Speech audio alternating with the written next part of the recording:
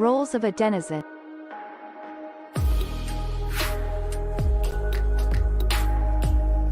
A content creator is a user that creates posts and is rewarded based on the quality of their content.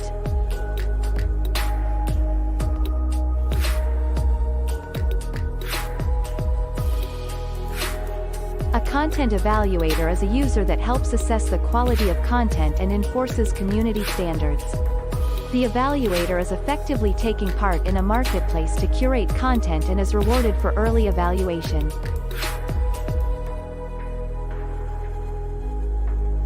A content consumer is a user that wishes to find and consume the most valuable content in a given subject area or within a community.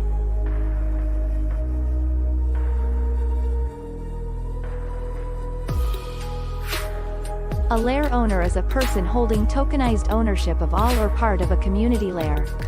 Owners are rewarded with a portion of all mining activity happening within their layer. Owners are incentivized to build the best community of content creators and evaluators.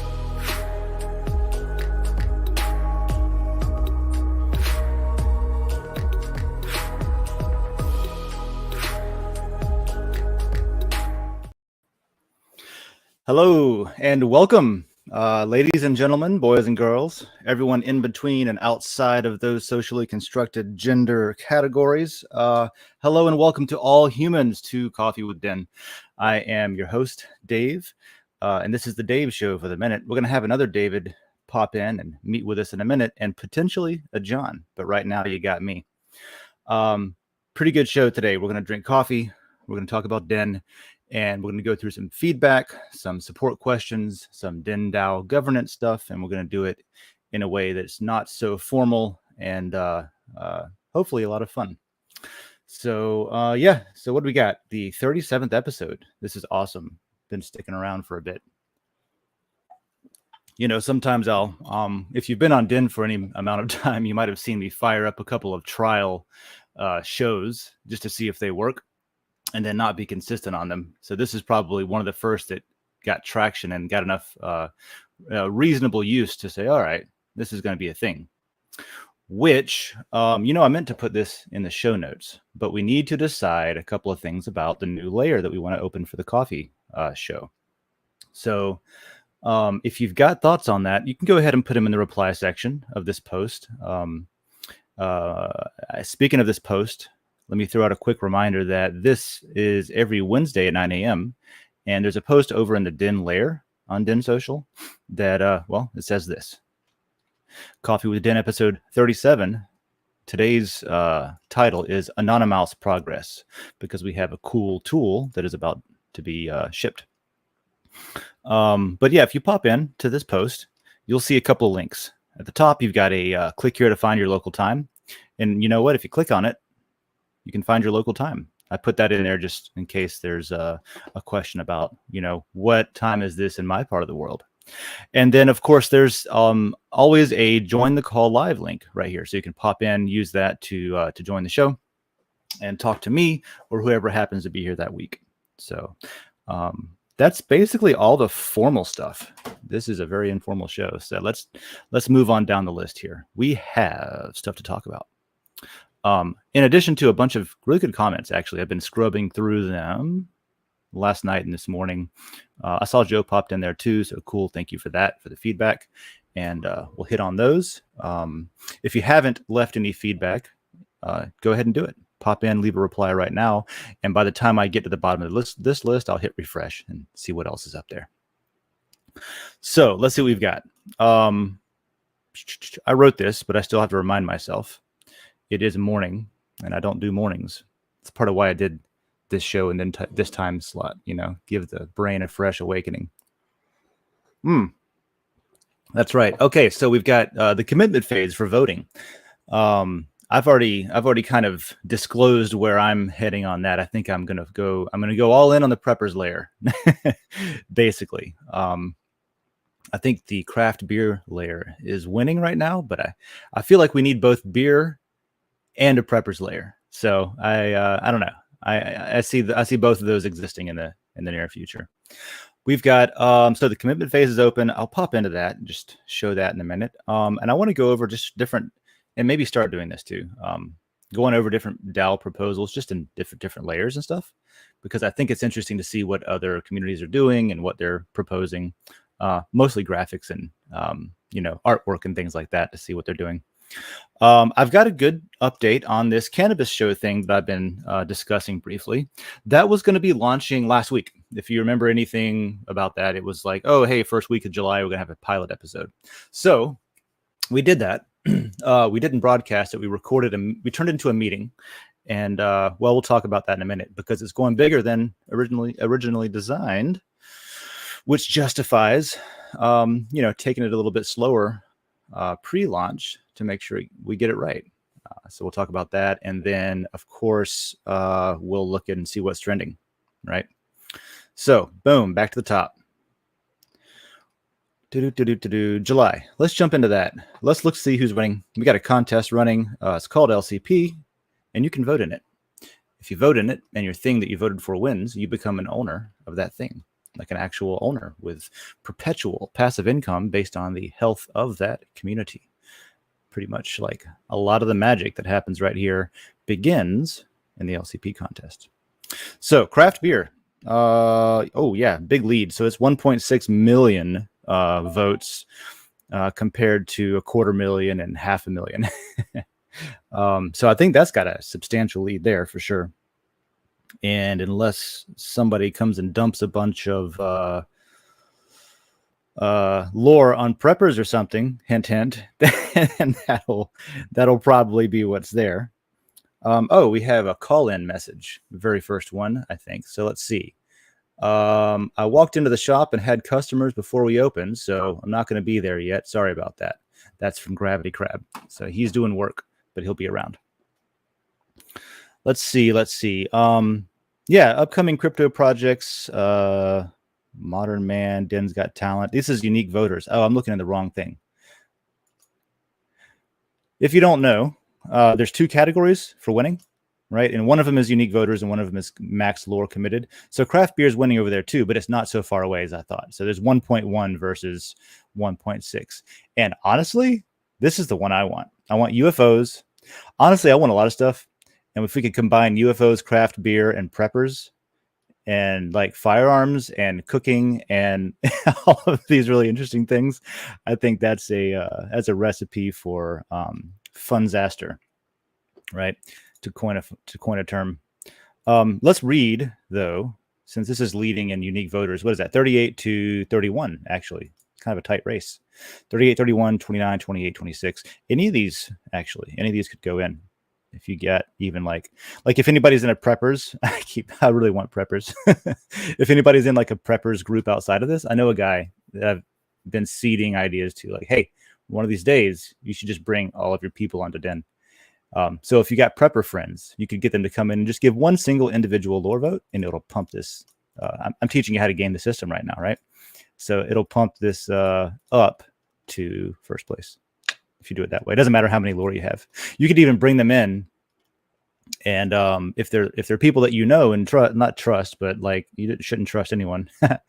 If there's somebody that you have experience with, and they're not going to be like a bad actor or try to screw shit up and actually help build, bring them in, tip them some of your lore, and then ask them to bring over their lore over and vote on the preppers thing, and you can start this together, right? The other category is not going by number one. It's going by, we should look, I think 5 and 13. So that would be astronomy, astrophotography. So cool, more science and photography. I'm concerned that we're splintering into a bunch of different things that relate, but that's okay. Maybe that means we need cross-posting faster than I thought. And then 3D printing, I think 13. 3D printing is cool. My neighbor works for a 3D printing company, and I told her once I get around to buying one, I'm going to make sure it's compatible with their nozzles. So, maybe I'll get them to sponsor this layer, huh? All right, so let's go to craft beer and see what it's about, because I like beer. Like Supreme Court Justice Brett Kavanaugh once said, I like beer. Layer description. This layer will celebrate craft beer far and wide. Craft beer can be a broad subject, but the idea of a great beer from an independent brewery is a gem in the beer lover's world. I agree. We've got a we got a bunch of them in Gainesville that's been popping up over the past 10 years, I guess. We had the first one I was in the Navy still. So I was coming home on leave from active duty, and my brother introduced me to a beer called Stump Knocker. And it was from a new brewery at the time that was that opened in Gainesville called Swamp Head, because we like are in the swamp or whatever. And a Stump Knocker is a type of fish. Anyway, so Stump Knocker was an IPA, and it was great. And I got it over at this great sandwich shop called Hogan's. And then since then, a bunch of other breweries have been popping up. And I've even heard in the music scene locally and the beer scene locally, I've heard like Baby Asheville thrown around, like, as a reference to how similar we are to the vibe of Asheville, which I think is great. I love Asheville. But we don't have that much, but we're growing. Anyway, craft beer. I would go around drinking beer and talking about it in that one. Types of content, photos of craft beer, reviews of craft beer, current brew posts about what beer you're currently drinking as you surfed in. There we go. We could do a beer with Den, right? Coffee with Den is in the morning.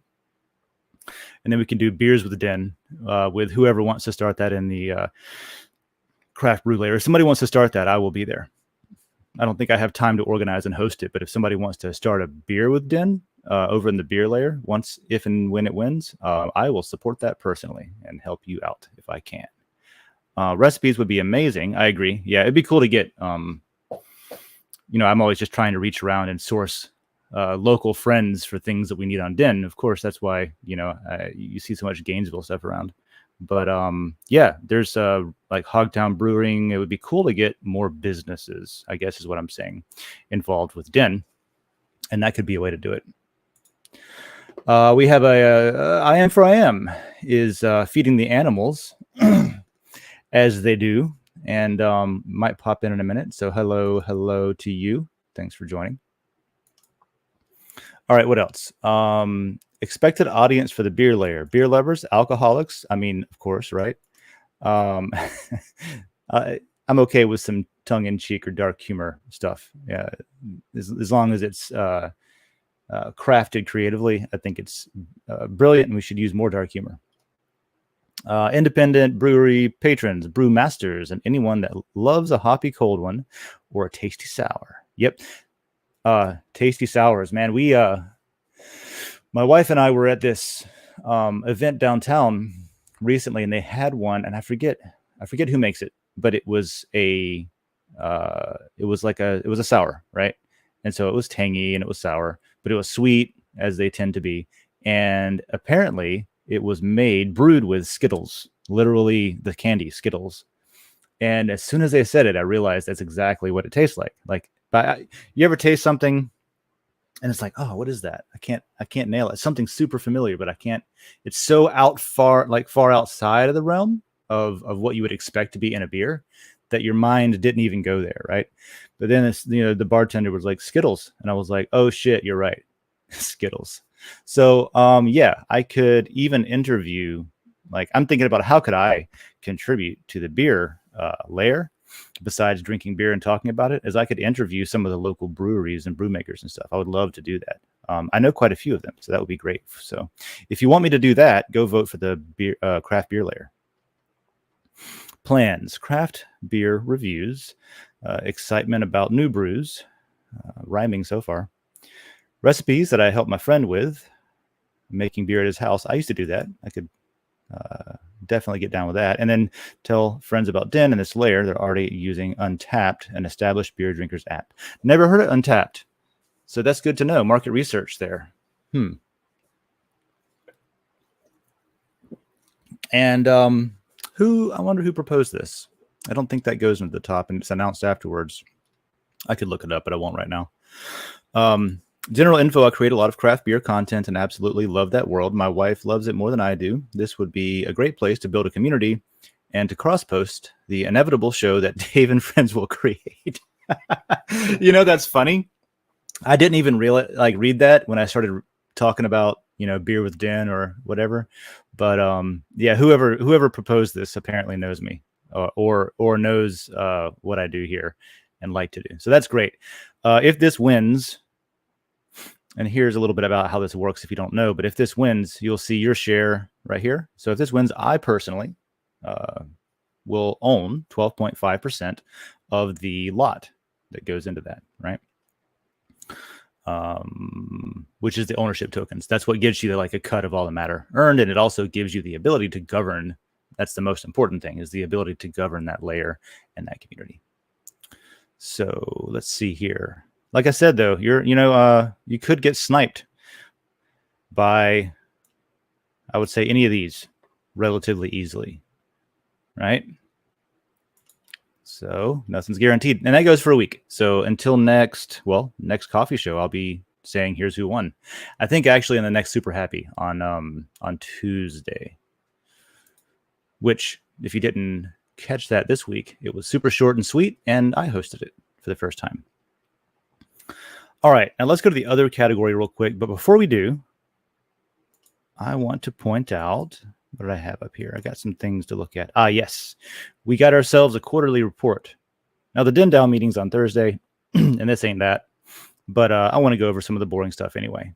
And then I promise I'll get immediately to the feedback, because that's the fun part. Let's see. The purpose of Den.DAO is for denizens to request or suggest changes to the entire Den.Social platform, such as changes to the system economy, algorithm development priorities, budgeting, etc. So this is the stuff that happened in Den.DAO this quarter.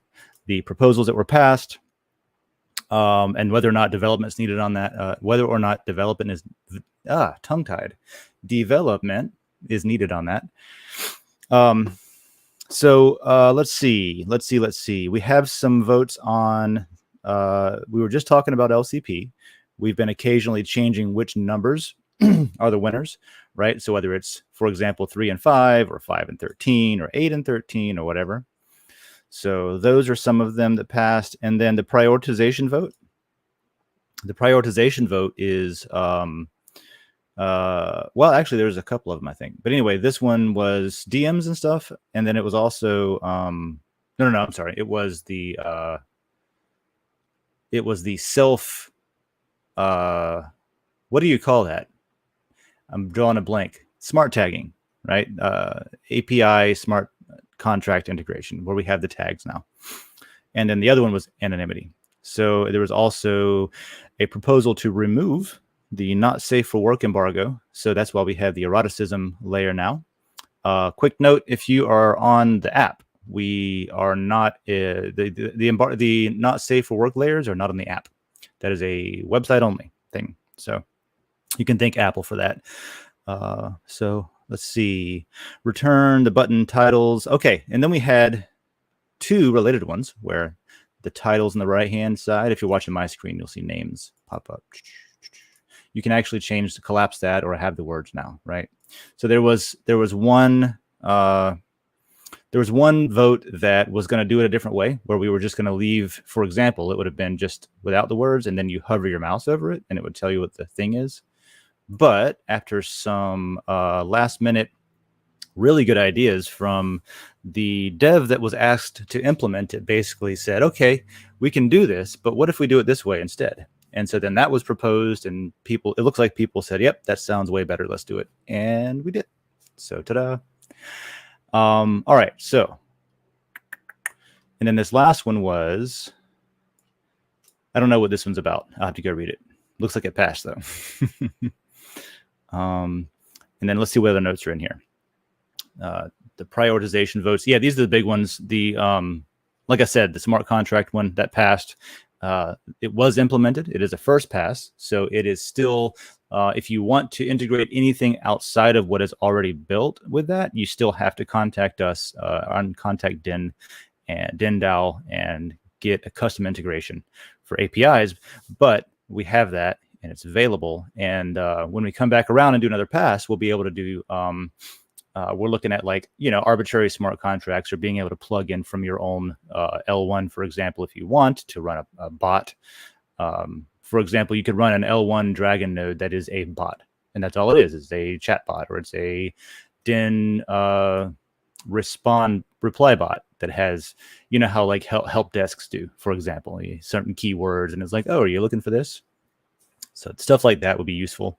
And then what's currently being worked on, and what this episode is titled after, is anonymous posting. So that's going to be really interesting. And I got a couple examples. I'll see if I can pull a screenshot. But basically, layers will be able to configure whether they want to allow anonymous posting, disallow anonymous posting, or exclusively, enforce anonymous posting. And there's reasons for all of that to happen. And it has interesting implications for the economy too. All right. Let's see here. And then there's the note about lifting the embargo. And then there's a note about, oh yeah, layer chat and DMs. I've been using DMs a little bit.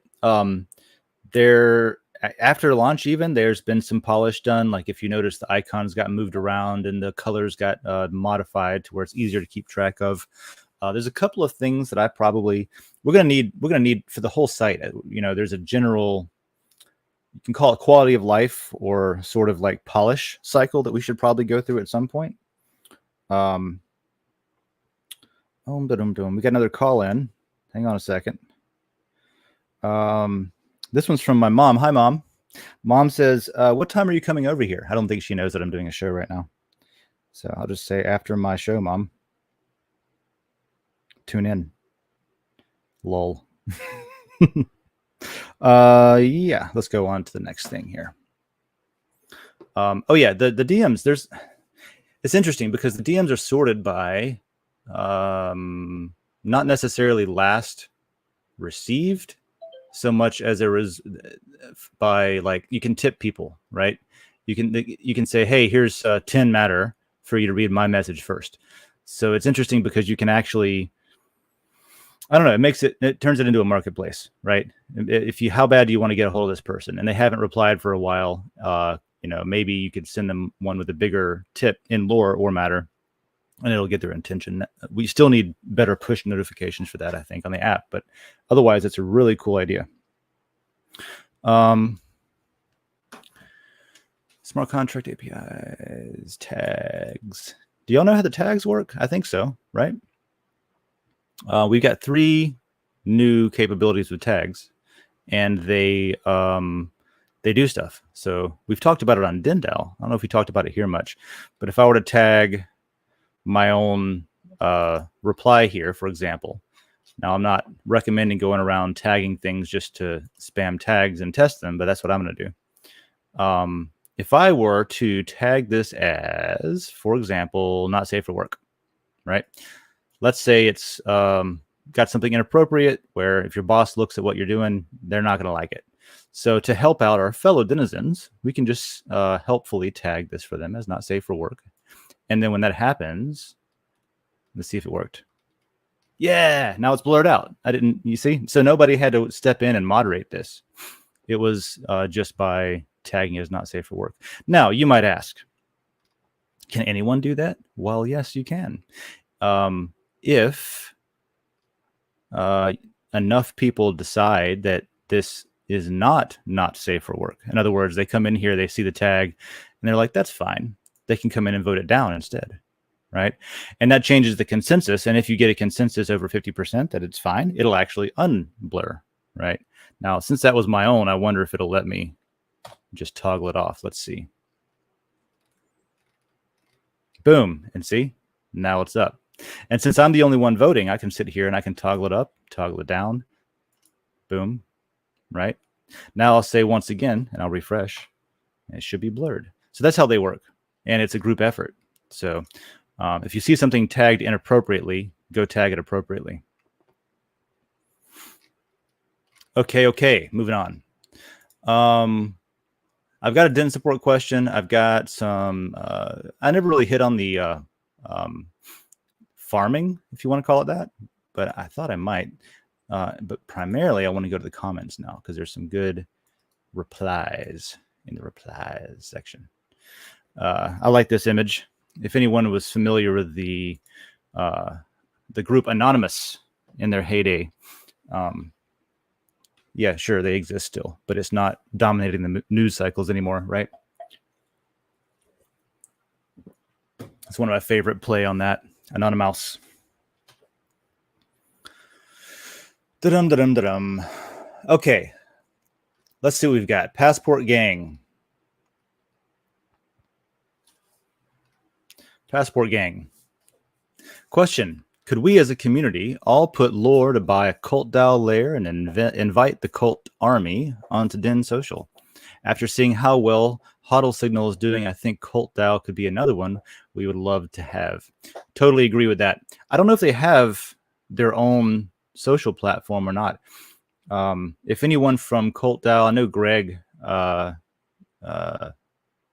what's your last name? I don't know. Greg from Rivet. I know you're really into cult DAO, and Greg's on World Blockchain Roundtable almost every week, probably every single week, not even almost. And that's where I learned about cult DAO. Seems like a really great community, really like world-changing type of thing. I don't know though if they own their own social platform. So if they're operating on something that isn't owned by them, in other words, if they're operating on something that monetizes them instead of helping them monetize themselves, then I would say 100% come over to Den, because we don't need to feed that centralized service anymore. And I'll just put it at that. So yes. And Joe answered here a little bit too. And it's kind of the same thing that I think, where you're spelling out exactly how the LCP kind of works, because not only is there the LCP, whoever wins gets a free layer, that kind of thing, but there's also availability for, if you didn't quite win, you got up there and you were close and you didn't quite win, you can still pay a fee in Matter to create your layer if it got up there somewhere, right? And then even outside of that, let's say you didn't get anywhere close to winning. Excuse me. Let's say you didn't get anywhere close to winning, but you also don't want to wait until the next month to have the votes go in again, because this is a monthly thing, right? The LCP is a monthly cycle. And so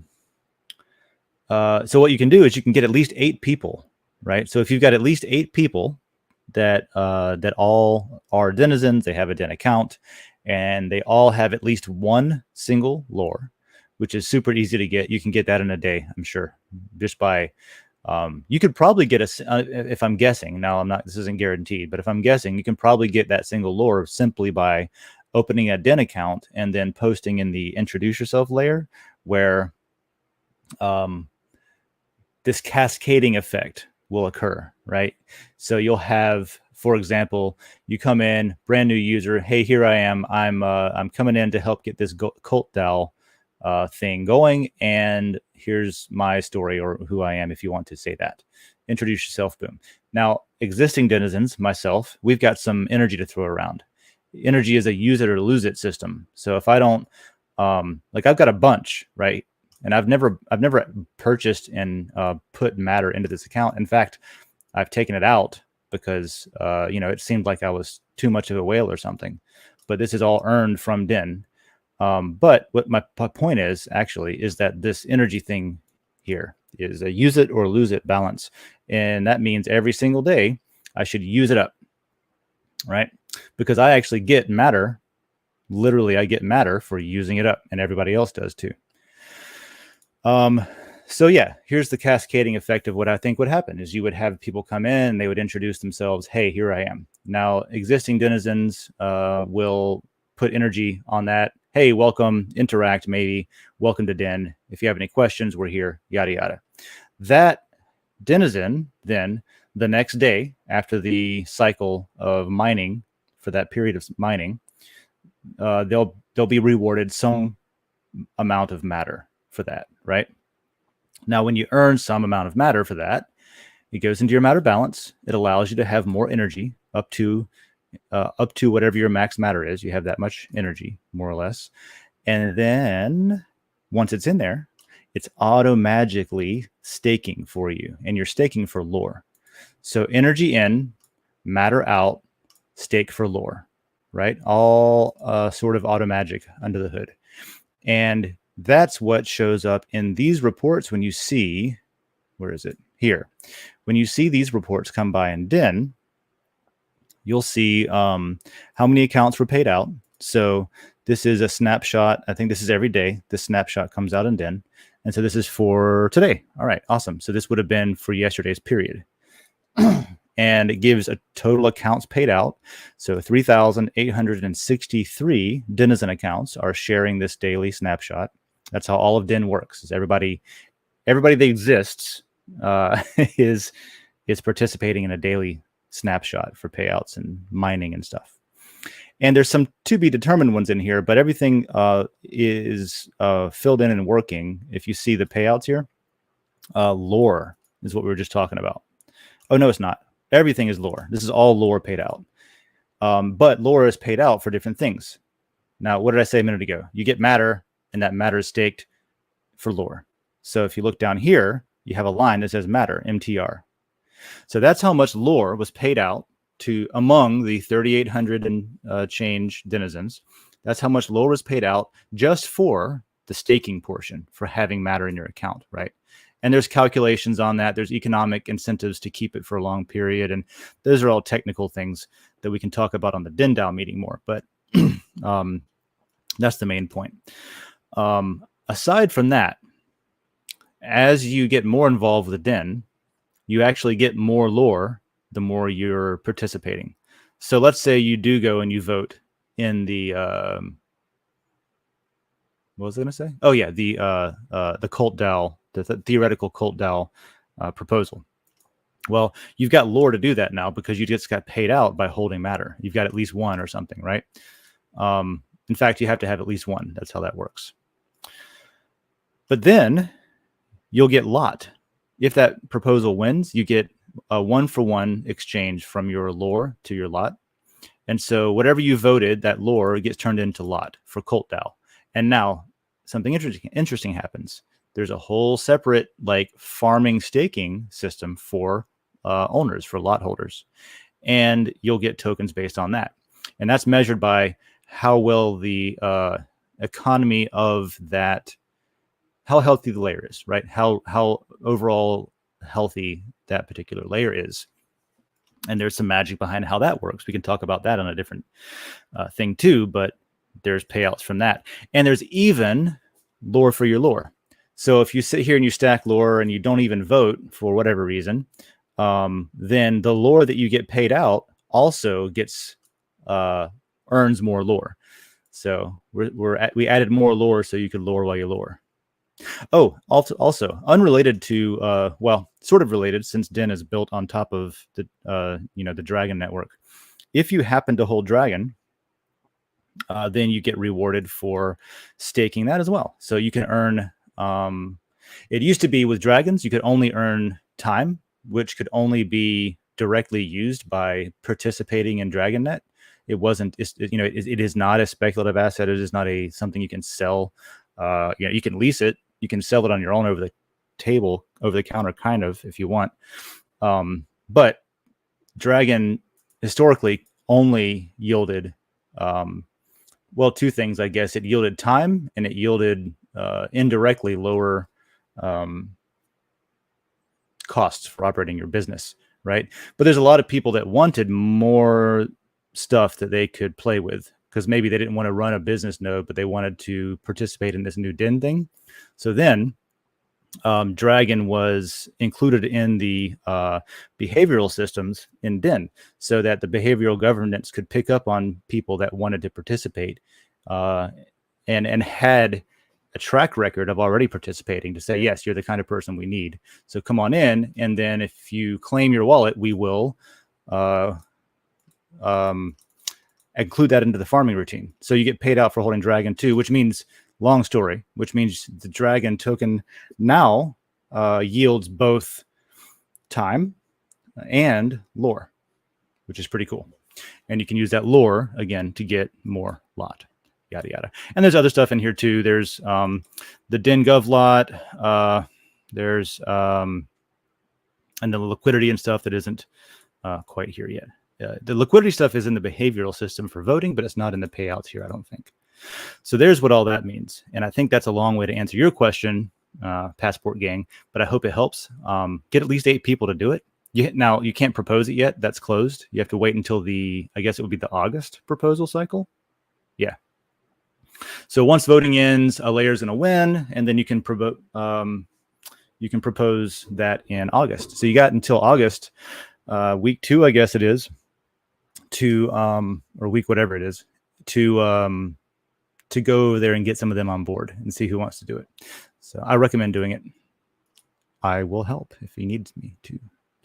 So, as I typically do, let me tip out for a very good question. I'll give you 5 matter for that. Tip. And thanks again, Passport Gang. Huddle Signal. We were just talking about Huddle Signal, right? Somewhere. Yeah. And so Huddle Signal, that's a new layer that you might see in the list of layers. That is actually, you should pay attention to not only their layer, but the airdrops layer and the contest layer, because they are highly focused on their launch right now, and they're putting out that initial information on what the airdrops are going to look like. They've got, I think, 250 million. I'm sorry. I'm thinking in numbers that correspond to Den, because that's how much stuff we do daily. What am I thinking? 250 blockchains that if you have any assets on them, then you can claim that blockchain during your airdrop. And they have a whole method of doing that, but the idea is this is focusing on Den as well. This is somebody who's walking the walk, in my opinion. They don't want to use the centralized predatory systems, so they decided to build on Den instead. So I obviously welcome that. So what did you ask? Looking forward to listening to your podcast. Being brief, can you make any suggestions as to how we might set up the reputation requirements on our layer? Please keep in mind we are looking at our layer to function. Much like Telegram, and most importantly, work also as a support function for the Huddle Signal community. Any recommendations on ban threshold? Any recommendations on reputation settings? Current settings has reputation settings as off. We don't want to take a lot of your time going over these details. Simple recommendations would be very much appreciated, and thank you. You can take up my time anytime you want. So if you want to get together on a meeting, we can have a call and go over that, and I can go through granularly how that works if there's any question. But in general, it's a balancing act, right? I know that most of the layers on Den, for example, have their reputation settings turned off. They're not even moderating. And I think that is because they don't need it yet. Fortunately, knock on wood, we haven't had those sort of problems where, we haven't gotten raids for raid's sake. We haven't gotten people that are too heavily into trolling.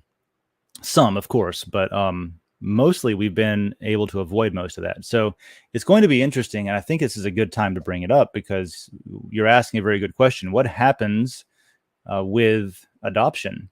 What happens when you have to scale up, right? What does that look like, and how do you manage that?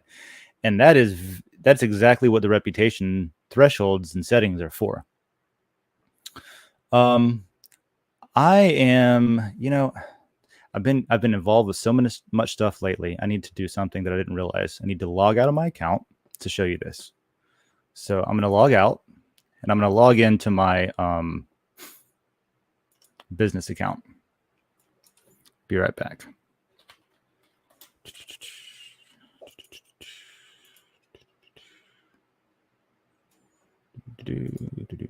Okay, I think I'm back.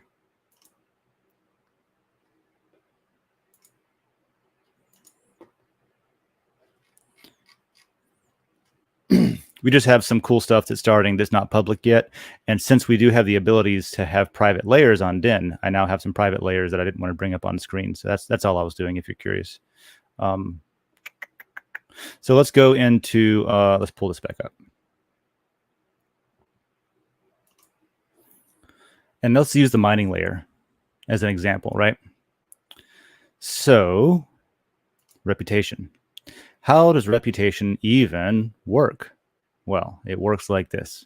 I will tell you. Right now, reputation is turned off. If you're watching or if you're listening, I mean, this is going to be boring, but I'll try to describe it. There's like a main toggle button for reputation where you can, toggle it on or off. And what that does is it either uses the system or not. And if you're not using the system, then the individual settings like post, reply, vote, image, video, you can turn them on or off. And that is a binary function on, off, the end. For everyone in the layer. It applies across the board. Because you're not using the reputation system, it just turns that off for the layer. So you could turn off, let's say you have, let's relate this to Telegram, like you were saying. You could potentially run the posting portion as an announcement channel in Telegram, while simultaneously having the chat room portion open for anyone. And so like what that means is you can come in here in reputation settings and you can go down to reply and you can turn that shit off. And what that means is people can't reply to posts, and it's more of an announcement thing. Now, if you do that, you're probably going to want to turn off posts as well. And we need to make sure that owners can still post. I'm not as clear in the back of my mind about that right now. But what I'm imagining is an announcements layer where only the owners, or maybe you, since it's a business layer, you can design this however you want and say, let's say only one account is even allowed to post in there at all. Or we'll get into reputation in a minute, but you can, basically that's one way to configure it more like Telegram, where you have announcements and you have chat. If you turn reputation on, you can come down to post. Instead of turning it off, you can just make it really difficult. Turn all these all the way up to 5 stars. Now I'm just using both of these sliders, so it's simple, but there's a reason for them both to exist. And if you go all the way to 5 stars, then you're limiting who can post, right? So for example, I guess I will explain it right now. If you pull this all the way to 5 and 5, what are you doing? You're saying, if you've never posted in our layer before, you have to have a 5-star site-wide reputation. Otherwise, you cannot. So that means if you've been a good actor elsewhere, we can assume that you're probably not a troll or bot, and you can go ahead and post in here. And there's a count here. It says that would affect, or that would allow 1,663 denizens to post in your layer. So you have sort of a number there to look at. At the same time, you can say, now, if you have been posting in our layer, then you've still got to have a 5-star reputation, but not according to all of Den, according to us, according to our opinion as a community, right? That's what the second one is.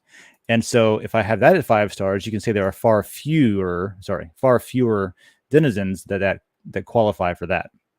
There's only 20 accounts that have a stellar reputation in the Huddle Signal layer. So you can use that, and then the threshold is just where you flip that switch, right? What does that mean? I said if you've never posted here before, we go by site-wide.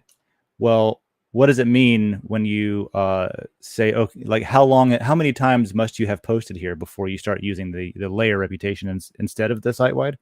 And that's where this count is, right? You can pull this all the way down to 1 if you want. I wouldn't do that personally, but you very well could. That way, if anybody comes in the very first time they post something that is consensus bad for their reputation, they will lose the ability to post immediately, right? Or you can leave it default, which is 13, which will let them post 13 different times. And then after those evaluations have gone through, then you decide if they can post or not. And then, of course, you can change these sliders up or down. It looks like everyone at least has a 2-star reputation. If you see this number here, it says 20. As I move this slider up and down, it doesn't change that at all. So it looks like everyone has at least a 2-star, right? And then once you go to 1, there's 87 that have at least a 1-star. So there's those. So I would say think about that and how you could use that to design your layer to mimic some of the I don't want to say capabilities. What's the word? Some of the way that Telegram is set up. And the same thing happens here too. Images, votes. I recommend keeping torrents off. That requires some infrastructure on your part. But if you want to talk about that, I have plans for everything. So I've got a back burner thing for that if you want to talk about it. And then for some reason, is this mining? Yeah. All right. I'm going to turn my reputation back off where it was, but I'm going to turn videos on. For some reason in mining, we don't have the ability to post videos. So I'm going to describe the change as enable video posts. And again, I have reputation turned off. So that means this toggle is simply turning it on for everyone. And I'll propose that. When I propose that, it says successfully created, and then I'll be able to go see it in the mining layer, right? Boom. Looks like we've got a person. What's up, person? Hey, what's up? Yeah, I think I'm human. The rep settings for a Huddle Signal, basically. Oh, okay. Yeah, I missed the last 10, 15 minutes. Yeah, no worries. Wrap things up. Cool. Be toggling switches and talking about numbers and rep settings, basically. Nice. So yeah, what's up, man? How's the animals? They're good. They're all fed and happy. So they're all excited to see me every morning. That's for sure. They're hungry, yeah. My wife says, "How come?" Well, we have like a dog. He's one of our dogs is a German Shepherd. How come Buddy just doesn't do this or that? They go, "Well, because I feed him every morning." Yeah. So it's jealous of Daedra. Our dog's name is Daedra. She's jealous a little bit of that bond that her and I have too, because she grew up with me for several years before I met my wife. So at first it was like, Daedra is very kind to all humans, but she's a Rottweiler and she's scary looking. Yes, right. So there was initial little bit of like standoffish, like, oh, I don't know, but to this day it's like she'll growl at my wife if she like hugs her, but then I'll do it and she'll be like, oh, hey, what's up? Yep. That's what we got here, and 5 cats too. I'm not a cat person. No, my wife is a cat. My wife is a cat person. I'm a dog person. And I'm allergic to the feline variety. So well, I was too, but I think there's like if you overwhelm your senses, you can break that. You can. I've experienced that. Personal info on me, I guess. I also have an ex-wife, and she had 4 cats, and I was allergic then as well. And the hardest thing was, you could acclimate to that. And I lived with 4 indoor cats. We were in Virginia, near the naval base, and so like we didn't live in the woods. They weren't outside cats, is what I'm saying. Right. And so yeah, I was am allergic, but you're right. You acclimate, you're around it enough, and then your body stops reacting to it, that kind of thing. Right. But it isn't like riding a bike. You get re-allergic if you don't continue doing that, because the hardest thing for me, that. Yeah, you do. And I would go on deployment for 7 months or something in the Navy, right? And so completely out of the environment, across the world, not hanging out with cats. We went to Cyprus once. No cats on ships? What's this? We did pull into Cyprus once, over by Turkey. And they have cats like pigeons over there. It's insane. Right. But besides a stint in besides a couple of days in Cyprus, no cats. So then I would come home and it was all over again. I'd come inside and I just I can't breathe. My chest is like tightening, so I have to go sit on the front porch. And then I'll come in and I'll just get allergic and I'll go sit on the front porch. And so it was this like you had to reacclimate to it kind of thing. Yeah. I get that. FYI. Yeah. Well, then I'll probably have cats the rest of my life. Then. Put one in that fanny pack of yours so that so that you've got it, and then you stay. There you go. You stay immune to that allergy. Speaking of fanny pack and prepping, I'm putting in my votes for prepper. I've already got some coin put in there. I put a little bit of my stack in there, but I'm going to stack up some more in the prepper. That's just me personally. I think I feel like we need to invite more people that are preppers to the community. Yep. Yeah, it has. So preppers. I was talking about that for a minute too. So right now, craft beer is dominating the unique voters, and but of course not the by lore or not by unique. I'm sorry. Unique votes. Unique votes. Beer's winning. Total lore, it's not. It looks like it is, but we're not doing number one. We're doing, what did I say? 3 and something. I remember. Well, total unique votes is one, right? How far apart are they? In unique votes? Yeah. Not, I mean, 20. reasonably for unique voters, reasonably far apart, unless you get, you can get 6 people to come in though. And wait, hold on. What do you got? Preppers. What do you need? You need more than that. You need 13, right? Yeah. So, upcoming crypto projects. I haven't seen that one. Me either. Yeah, it just showed up. Oh, so okay. Cool. Okay, cool. But I was gonna say, over on the total lore side, let me check Den.DAO, because now I'm curious which way around is it? Because we've been changing it around. It might be like 5 and 13 right now. So let's see. Let's look at the quarterly report, and let's come down the first, the second, right here. So 1, 5, and 13. Boom. So that's what we're getting. So 5, if it were to snapshot right now, we would get another photography layer. So we have travel photography, and now we might have astronomy photography. And then 13 would be 3D printing. 3D printing is cool as well. I want to get the conspiracy theory and UFO stuff though. I want to get that. I know that'd be a really good one too. Yeah, because like I've said before, the interesting thing about that and putting all those conversations on chain and having everything timestamped to Bitcoin through Den.Social is that somebody's right. Someone out there, the craziest idea in theory is correct. And we don't know who. We don't know who. And so it would be any way that we could measure, like, no, this is a hoax. It was actually talked about. You know how people say, like, oh, that started on 4chan. That's a hoax. Right. Well, you can say that, but did it? Right. You can say that and people dismiss it, but you can't measure that. You can't measure the truth of that. You know, so that's something that I think is interesting. I was watching a YouTube video on the Guidestones, the History Channel. Had one thing that I don't know how long ago it was. Maybe it was like in 2012. It was pretty.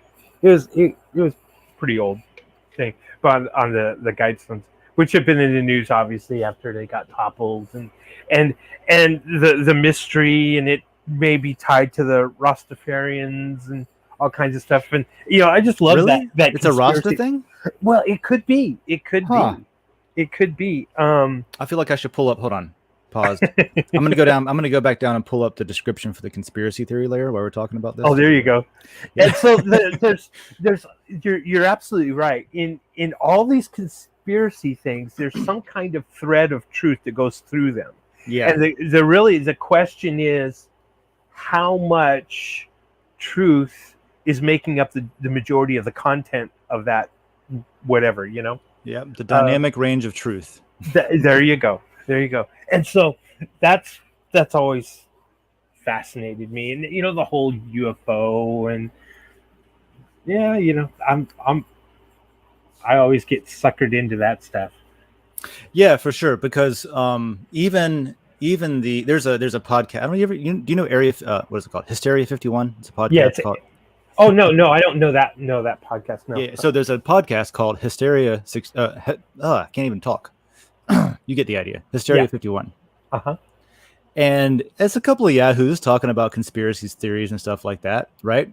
And the interesting thing to me is they take a crack at all of it.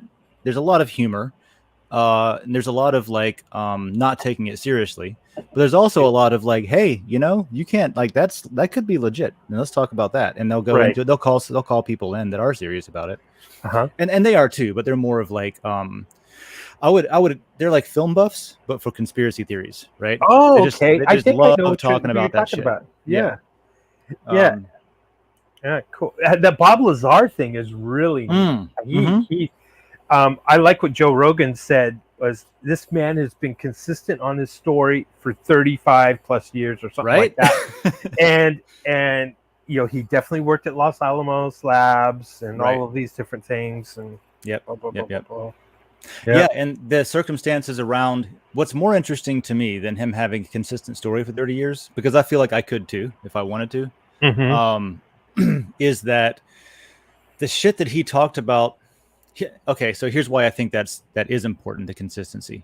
Because the shit that he talked about that he was ridiculed about in the beginning, he never evolved his story to match what people would accept, right? Right. He never was like, oh, but well, no, it's not really bullshit because actually I didn't mention this, but part of that was that, and then attach it to something in reality at that point later in time.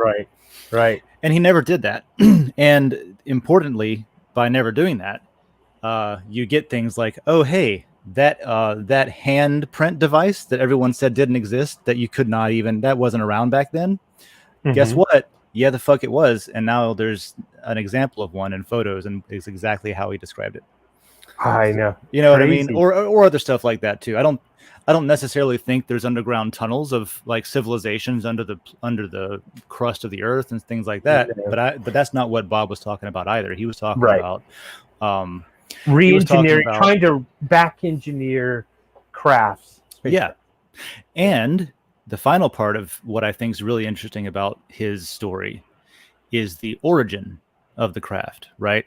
It isn't like, oh, we captured a craft, or it isn't like maybe there's some, downed aircraft kind of thing that he talks about, but I haven't heard him talk about that as much as he said that they came from archaeological digs, that they were dug up from the distant past, like that they're not necessarily, like he doesn't know if they are from outer space at all. It could be completely terrestrial, but they were time ago. But they were also very small in stature, whoever were flying these things. So yeah, it's really elves, the dynamic. What do you call it? The dynamic range of truth. Dynamic range of truth. There you go. That's what it's all about, isn't it? Podcast title. Boom. Yeah, it's kind of like you could do the rating at the end of the show, and so we give this dynamic range of truth. Oh yeah, like Mythbusters 7.2. Yeah, so in Mythbusters, instead of like true or false or plausible, which I think is great that they have the plausible one in there. Yes, I was a big fan. You could do like a gradient, like a little truthometer or something. Yeah, exactly. Yeah. It's like in a vacuum, seems legit, but we don't know enough about the circumstances, that kind of thing. Right.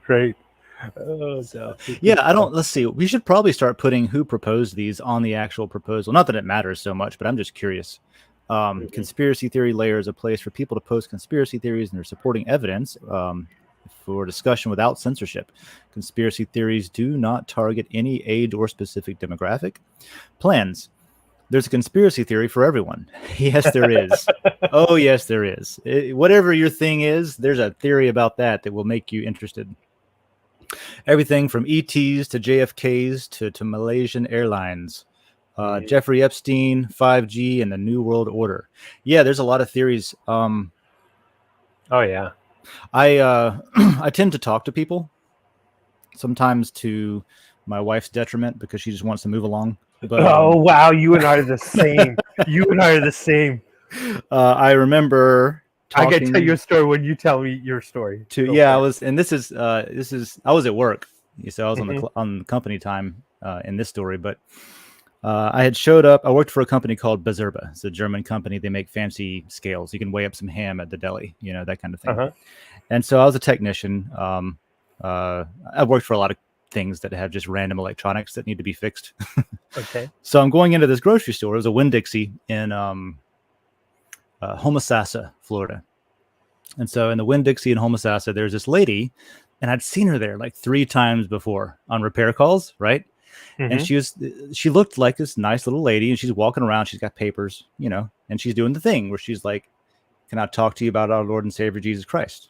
And usually I'm like, I got to go to work. I'm on the clock, But this particular day, she was like wanting to talk about 5G, and I was like, Okay, you went from Jesus to 5G since the time I was here last time. You know what I mean? And so she piqued my interest at that point, you know? Now you're in the range of truth. Okay, we'll talk. Yeah. So now I'm like, okay, let's talk about 5G. What's up? And you know, she talked about a bunch of things that I can see where people would hook into this being scary and weird, because a lot of it is kind of scary and weird. But she kept pointing me to this website, and this is where I felt like, you know, it's hard whenever like the internet is censored to then find, you know, because there's a lot of bullshit out there. Oh yeah. Right. Yeah. So it's kind of like you're setting people up for failure whenever you push them to these bullshit websites, because the ones that are trying to be as legitimate as possible are being censored. You know what I mean? And so because people cannot like on the normal, like the platforms everyone's on, they're not allowed to have a place there to talk about whatever they want to talk about.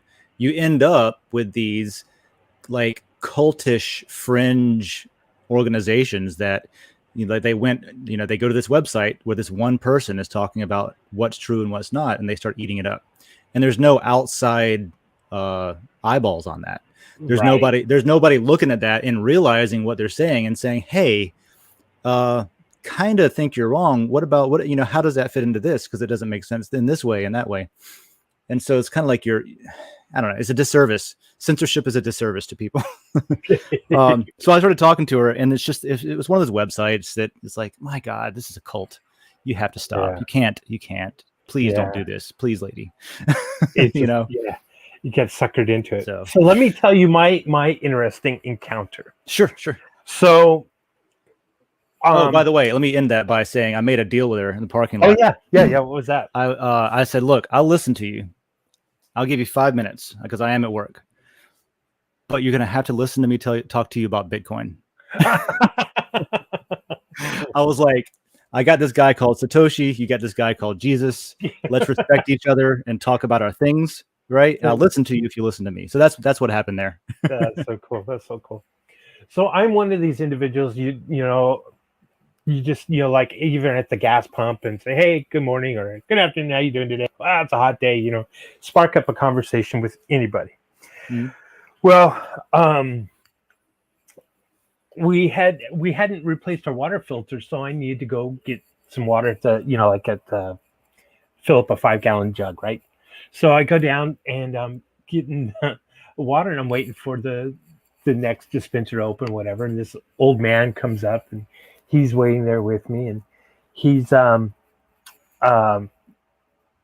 American, and he's pretty old, and he's had a hard time. And this is during the whole COVID thing, right? So everyone's all masked up and locked down, blah blah blah blah blah. But anyway, we start a conversation real quick, and he's kind of a talker too, and he proceeds to tell me that there's a group of 5 of them, and he actually worked in I don't know I can't remember exactly, like Army intelligence or something like this. And he was telling me that there was a group of them, and there's 5 of them, and he's a sole survivor. And once he passes, this book is going to get released. It's kind of like you know, the dead man switch. Yes.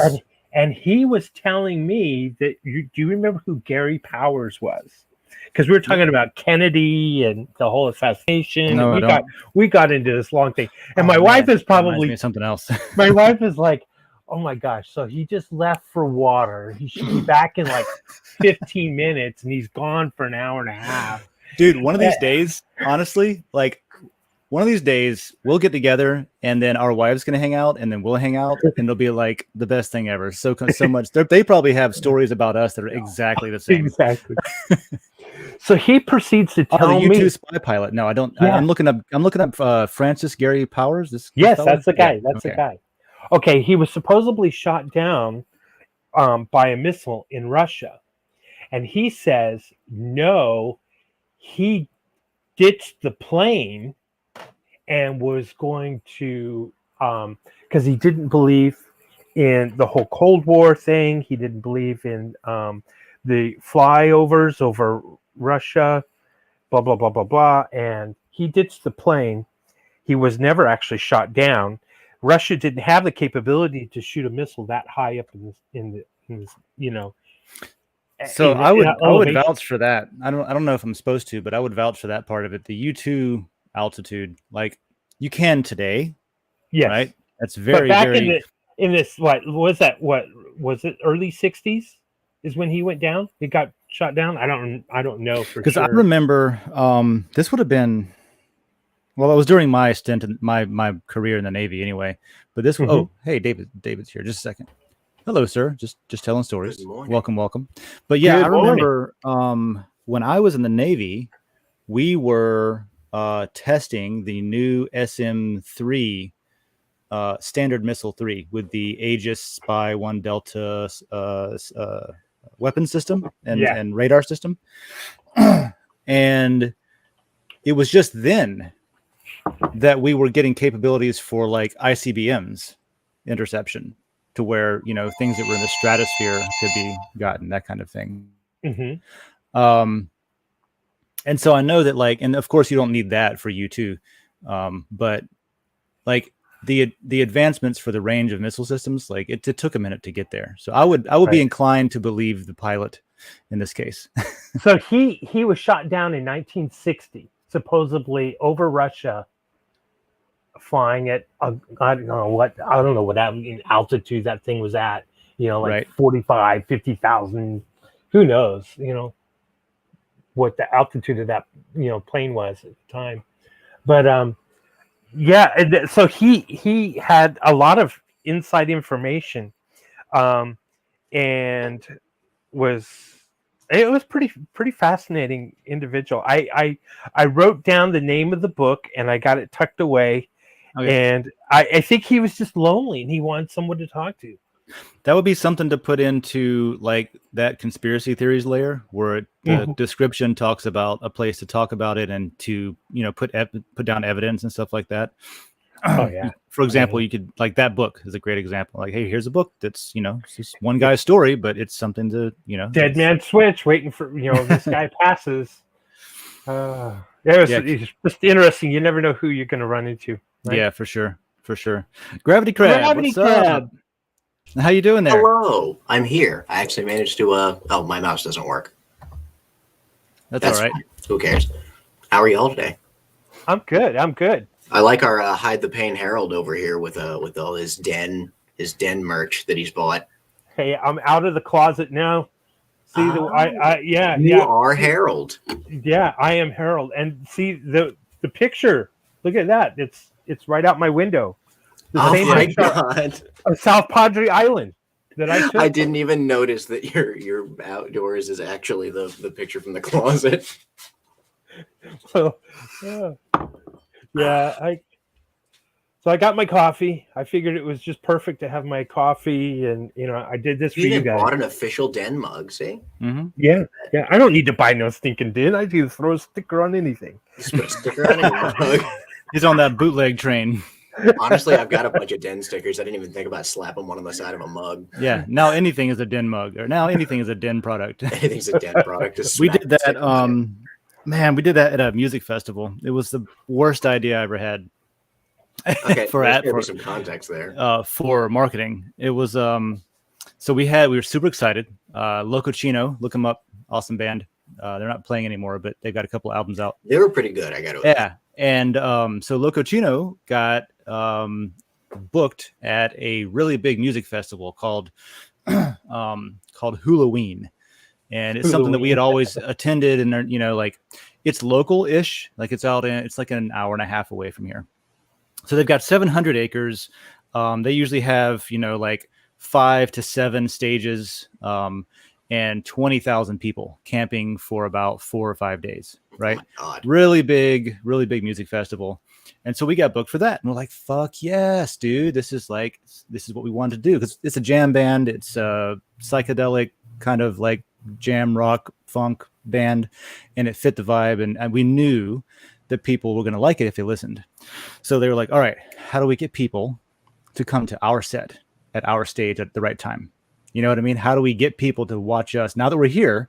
We can't, like you got like Kendrick Lamar, at a different stage. How do we get people to go to a band that they've never heard of when there's like, the String Cheese Incident is playing like their big set, or you have, Ziggy Marley was there and stuff like that. So how do we really compete with that? Well, so the best idea for some reason that we came up with was there was a magic shop that sold bulk semi-functional toy kazoos. Oh God, I forgot about these. Yeah. And so we were able to get like 5,000 kazoos, right? And so we got 5,000 kazoos, and then there's a website called there's a website that I would recommend anybody who needs stickers go to, because it's phenomenal quality and it's super cheap for the bulk and what you get. Sticker Guy. So we went to stickerguy.com. Oh yeah, I've heard of them. And we made up a bunch of stickers that we could then cut into smaller stickers because we're cheap, right? And then we could peel those and put them on the kazoo. And so it just said Lococino. Did you peel 5,000 stickers? So what had happened was the kazoos arrived as if we were the Dollar Tree and we were going to individually sell kazoos. Oh no. Which means not only were they individually packaged, but the individually packaged kazoos were then packaged in a bulk pack of 20, which were then packaged in a bulk pack of like a case, and then the cases were packaged in a pack of 5,000. So not only did we have a bunch of stickers needed to be cut up and then peeled, that, by the way, weren't easy to peel. Like you gotta put your thumbnail in there. How do you get this fucking thing? No. And so we've got all this plastic waste. We've got all of this over packaging, and then everyone's like, "This is going to take us a week." I can't believe I forgot about the bulk kazoo incident. So we watched Game of Thrones on HBO and peeled stickers and put them on kazoos until we had a bunch of freaking kazoos.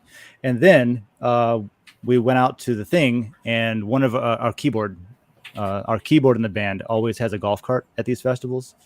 And so ride around in the golf cart with their kazoos, making music, throwing them out to people. They say Lococino on them. They're like, come to our set this time, that stage, this time, that stage. It's like, it was a lot of fun, but like the payoff wasn't there. And it was like half of them didn't work, and you try to, and it breaks. This doesn't, it was just a complete waste of resources. And it was like pollutants and over packaging and just a bad thing. And it didn't even nobody cared, but it was a story. It's a story. I'm almost positive that I still have a Lococino kazoo somewhere. Probably do. I remember coming. Could do. I remember coming to the house that you used to live in, the one that we talk about occasionally. And you were just like, "Hey, you want a bunch of kazoos?" I was like, "No, but I don't know anybody else that would ever ask me that." I just a crate of kazoos. This is a bunch of Super Nintendo games home. Well, yeah, and there were so many that we obviously we didn't go through all of them because we realized of how much it was a pain in the ass it was. So we're like, okay, how many do we really need? We just did that many. What happened to them? I don't know. They probably got disposed of, to be honest with you. You have to ask Blake. Oh God. So I have a question. I have a serious question. Oh Christ. All right. I hope you guys are sitting down. Hopefully, well, Dave, you're saying that, but anyway, are kazoos musical instruments? Yes or no? Because this is a hot topic. There are, kazoo aficionados that say yes, definitely, and there are those that say absolutely not. No, it's disgraceful to even interject that into a conversation that a kazoo is any sort of musical instrument. How describe kazoo aficionado? Look, here I just made this analogy up, and maybe it doesn't work at all. All right. However, I feel like a kazoo is just a tenor didgeridoo. Didgeridoo? Like a high-pitched tenor range didgeridoo. Well, I got a thingamabob. All you got to do is hum into it. Which is probably why it's not an instrument, right? Yeah, it's not an instrument at all. What do you think? Like, do you think it's an instrument? But you hum into a brass, you horn, right? Into a. You'd have to actually and all that. Yeah, but with a kazoo, you're not just like sitting there with your finger over the bowl going the top. Like, hey, I mean, come on, let's talk about this, because you can take a 5-gallon bucket with a couple of sticks and it becomes an amazing drum, and you can basker with it and make some money on the street corner. True. Well, okay, but with a bucket. So is a 5-gallon bucket a musical instrument? At that point, well, you're hitting it with the stick, and you have to have some kind of like skill for this, right? You definitely got to have skill for the kazoo. I think maybe the question is your voice an instrument? Well, okay. Now we're talking about altering a voice. Right. So is it an instrument or is it an analog? Is it a not an analog, is it a wind guitar pedal? Is it it's an effects pedal. It's an effects thing. Effects pedal. Right? It just adds effects to an instrument, and the instrument is your voice. It could be that, maybe. Okay, you know what? That is the closest you're going to get to convincing me that a kazoo could ever be considered. Well, I'm going to do a brave search here. Yeah, like what do we have? Because is there somebody who's done like I'm going to look on YouTube, and there's going to be. I don't know even how to spell kazoo. Okay. K-A-Z-O-O. Best kazoo player in the world. Best kazoo player in the world. Oh Christ, they exist. What do you call it? Is it a kazooist? How to play kazoo like a pro. Wow, there are actually people who think. Wow. Is the first question comes up? I mean, when I'm is a kazoo? Is this an instrument? Is it an instrument? So obviously, many people have been asking the same. Of importance. We should have an exploratory committee formed by the U.S. Congress and spend about $3 billion into this question. And answer nothing at the end of the day.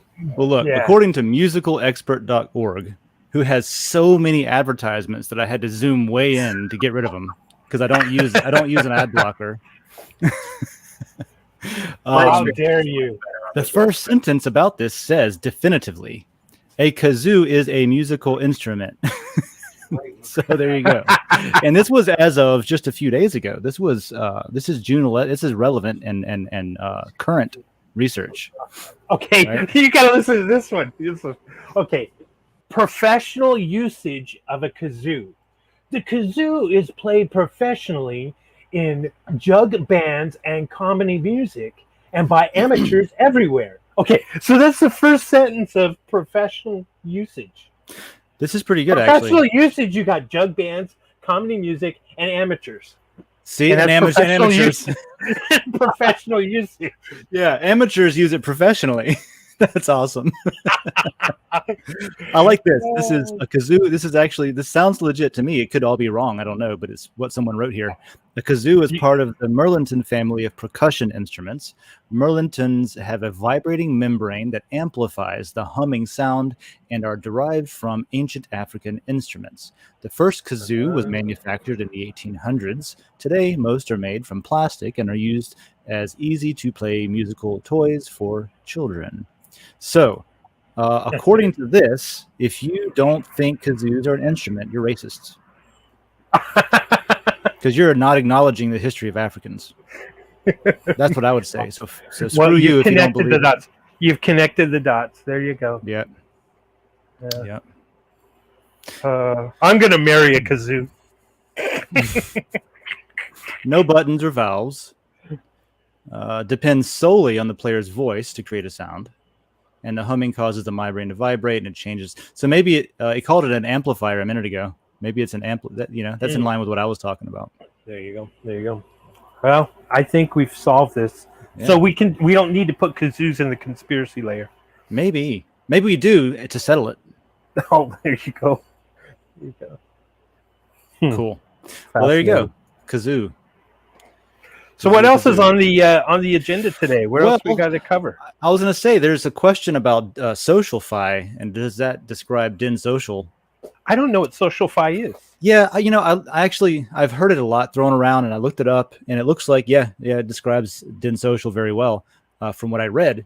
However, I just think that everything, like, I don't know if that's the term that's going to stick. You know what I mean? SocialFi. DeFi, Exactly. SocialFi. Exactly. So SocialFi, I think, is like under that umbrella term of DeFi, decentralized finance.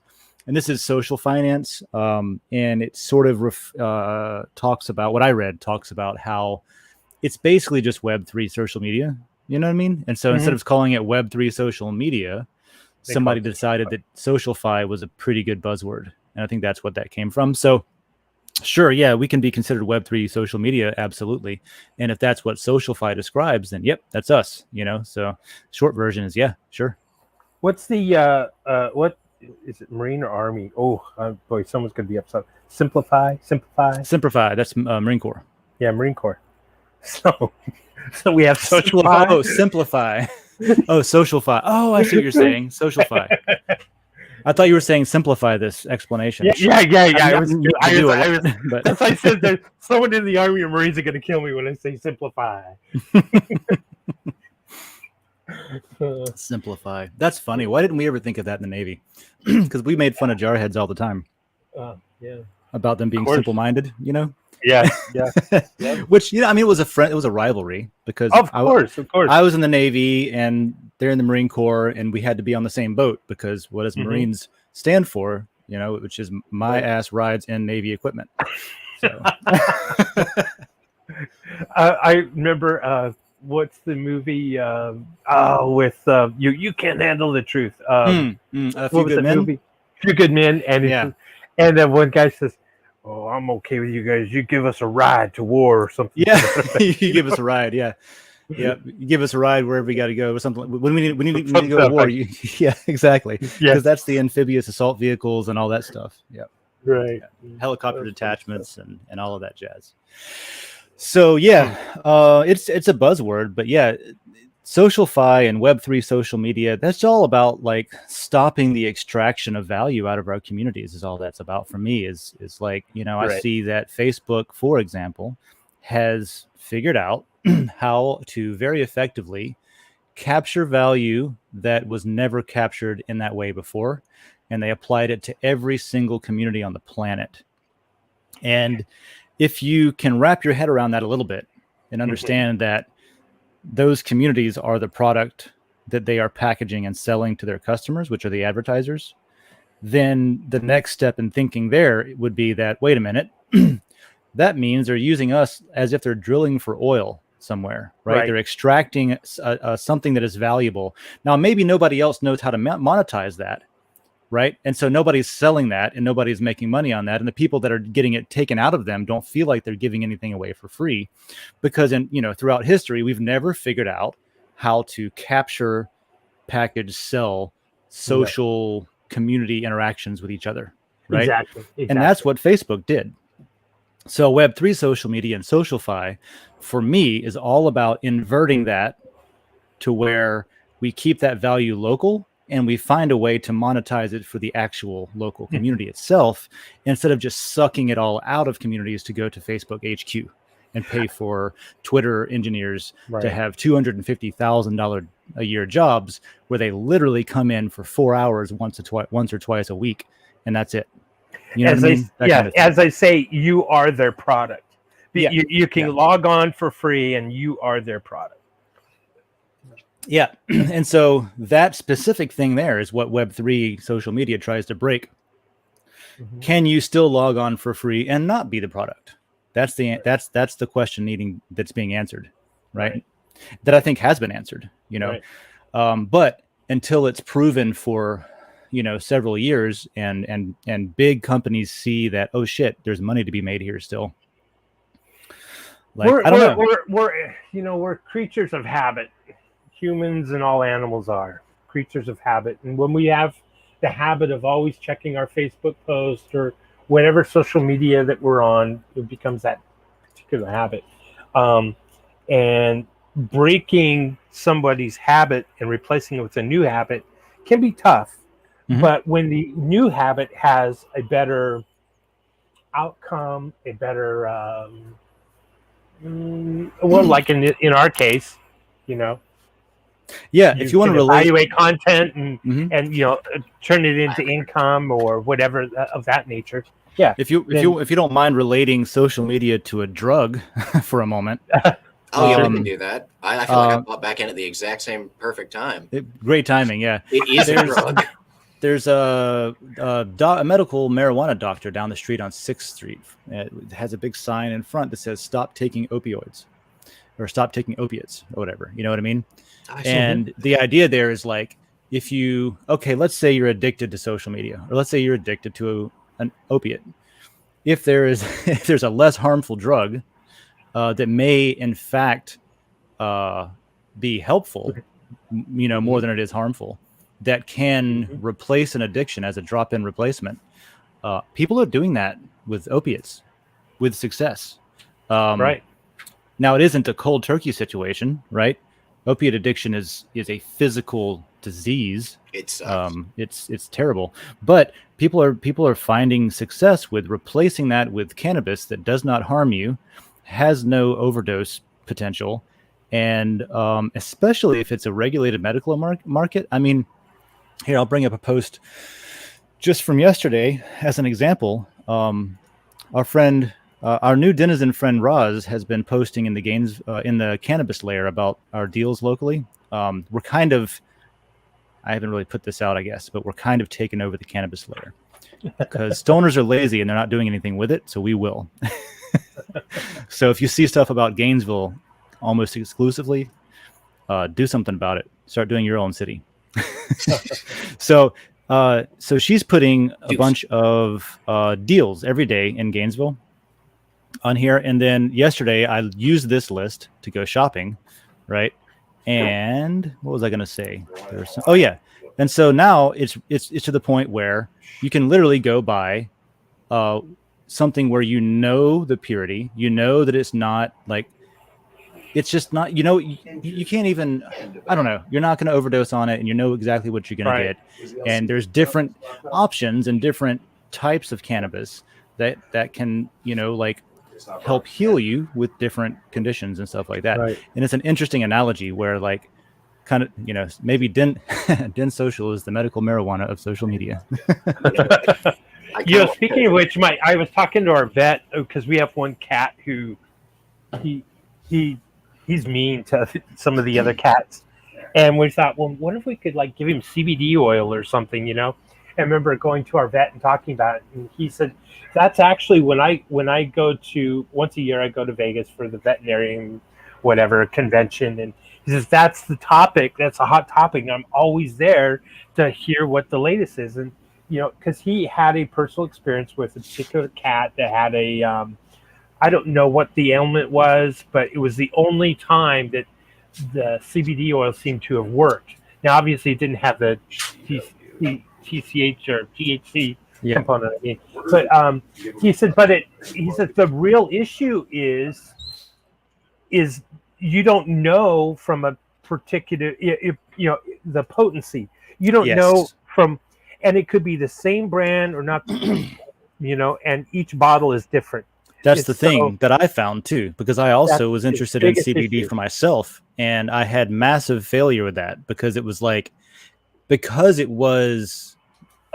a fad at the time. I think like every gas station sold vials of CBD stuff, and then there was like CBD cigarettes, and there was hemp this and that, and it's like, okay, you're using industrial. I know you're using industrial hemp because no one's ever produced high quality CBD buds until now. So all that exists right now is industrial hemp. If you're going to have purities, the purity level isn't monitored and measured, and and whatever's on that label, there's no purity level, and that was his point.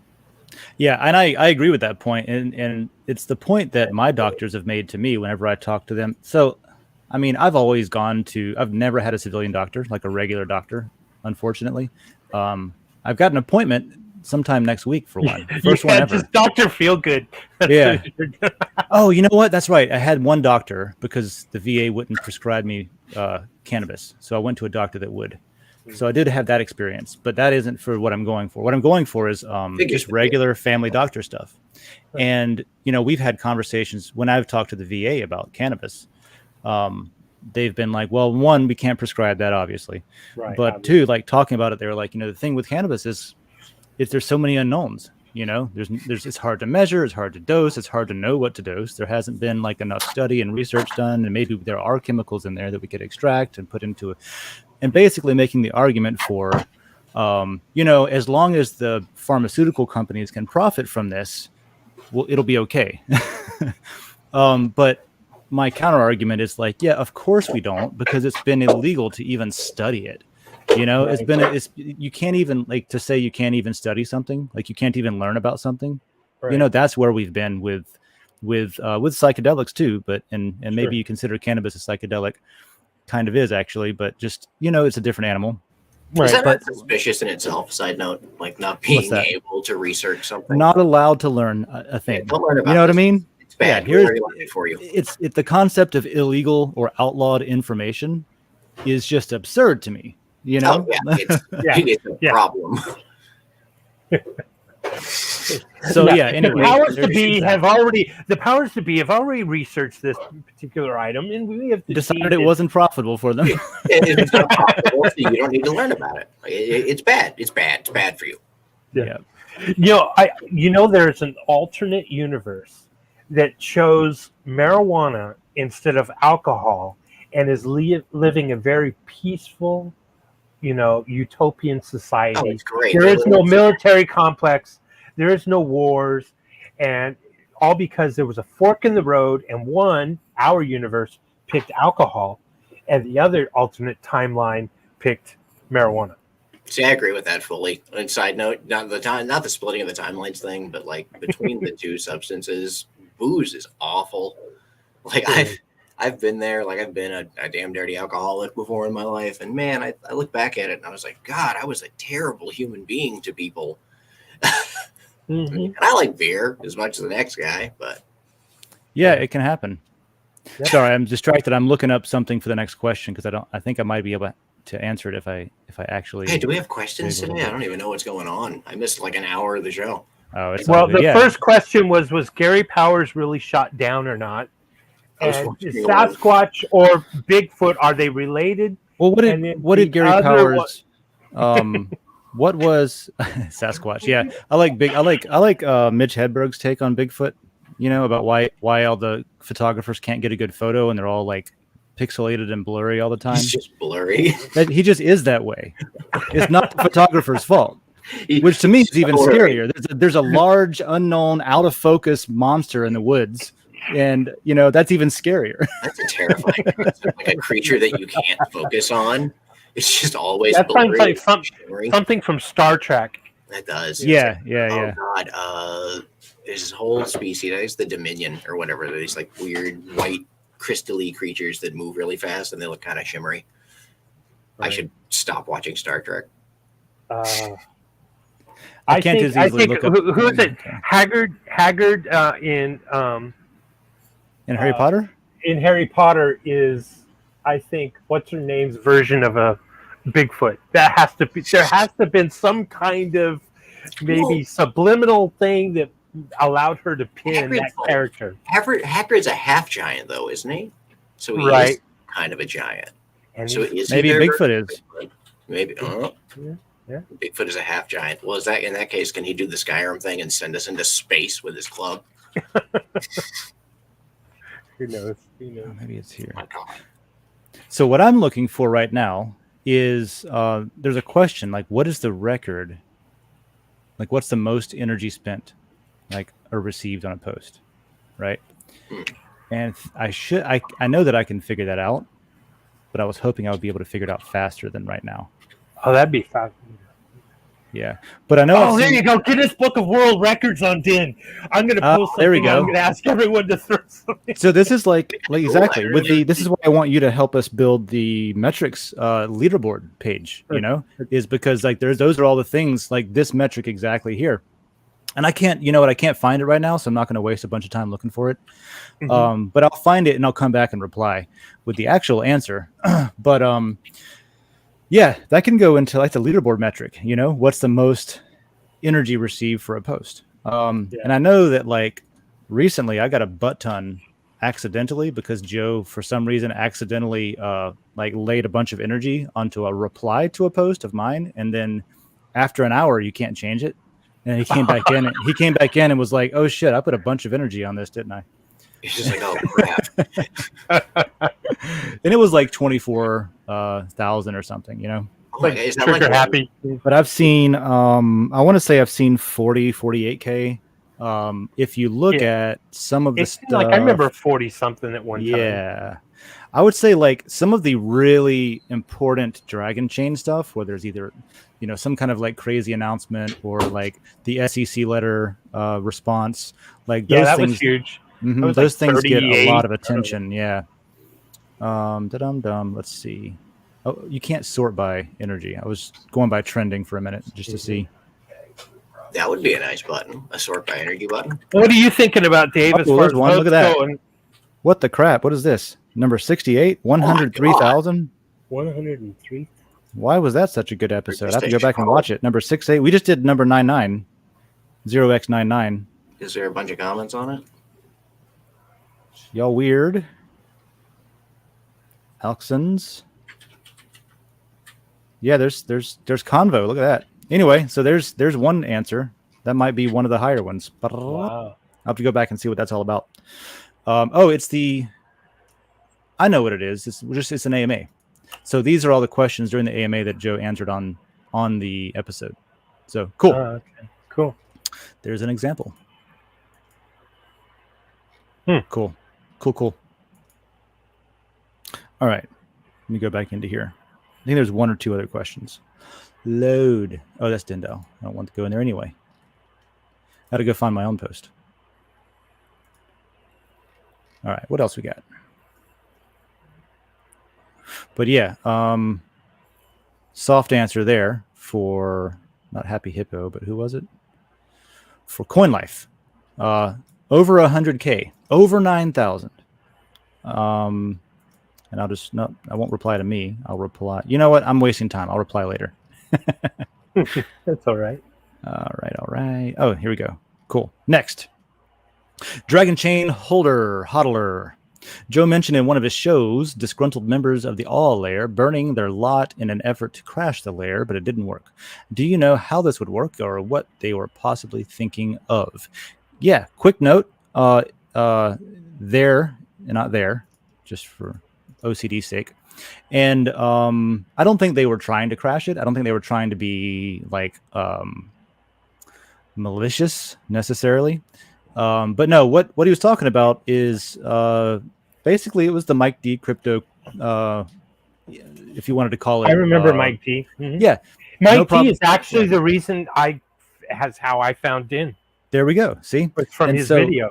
Interesting. So yeah, so Mike D came on and made some videos early on when like we didn't have any content to like show how things worked, and so there was a disagreement about how Den should work. Fake accounts, right? Fake accounts, yeah.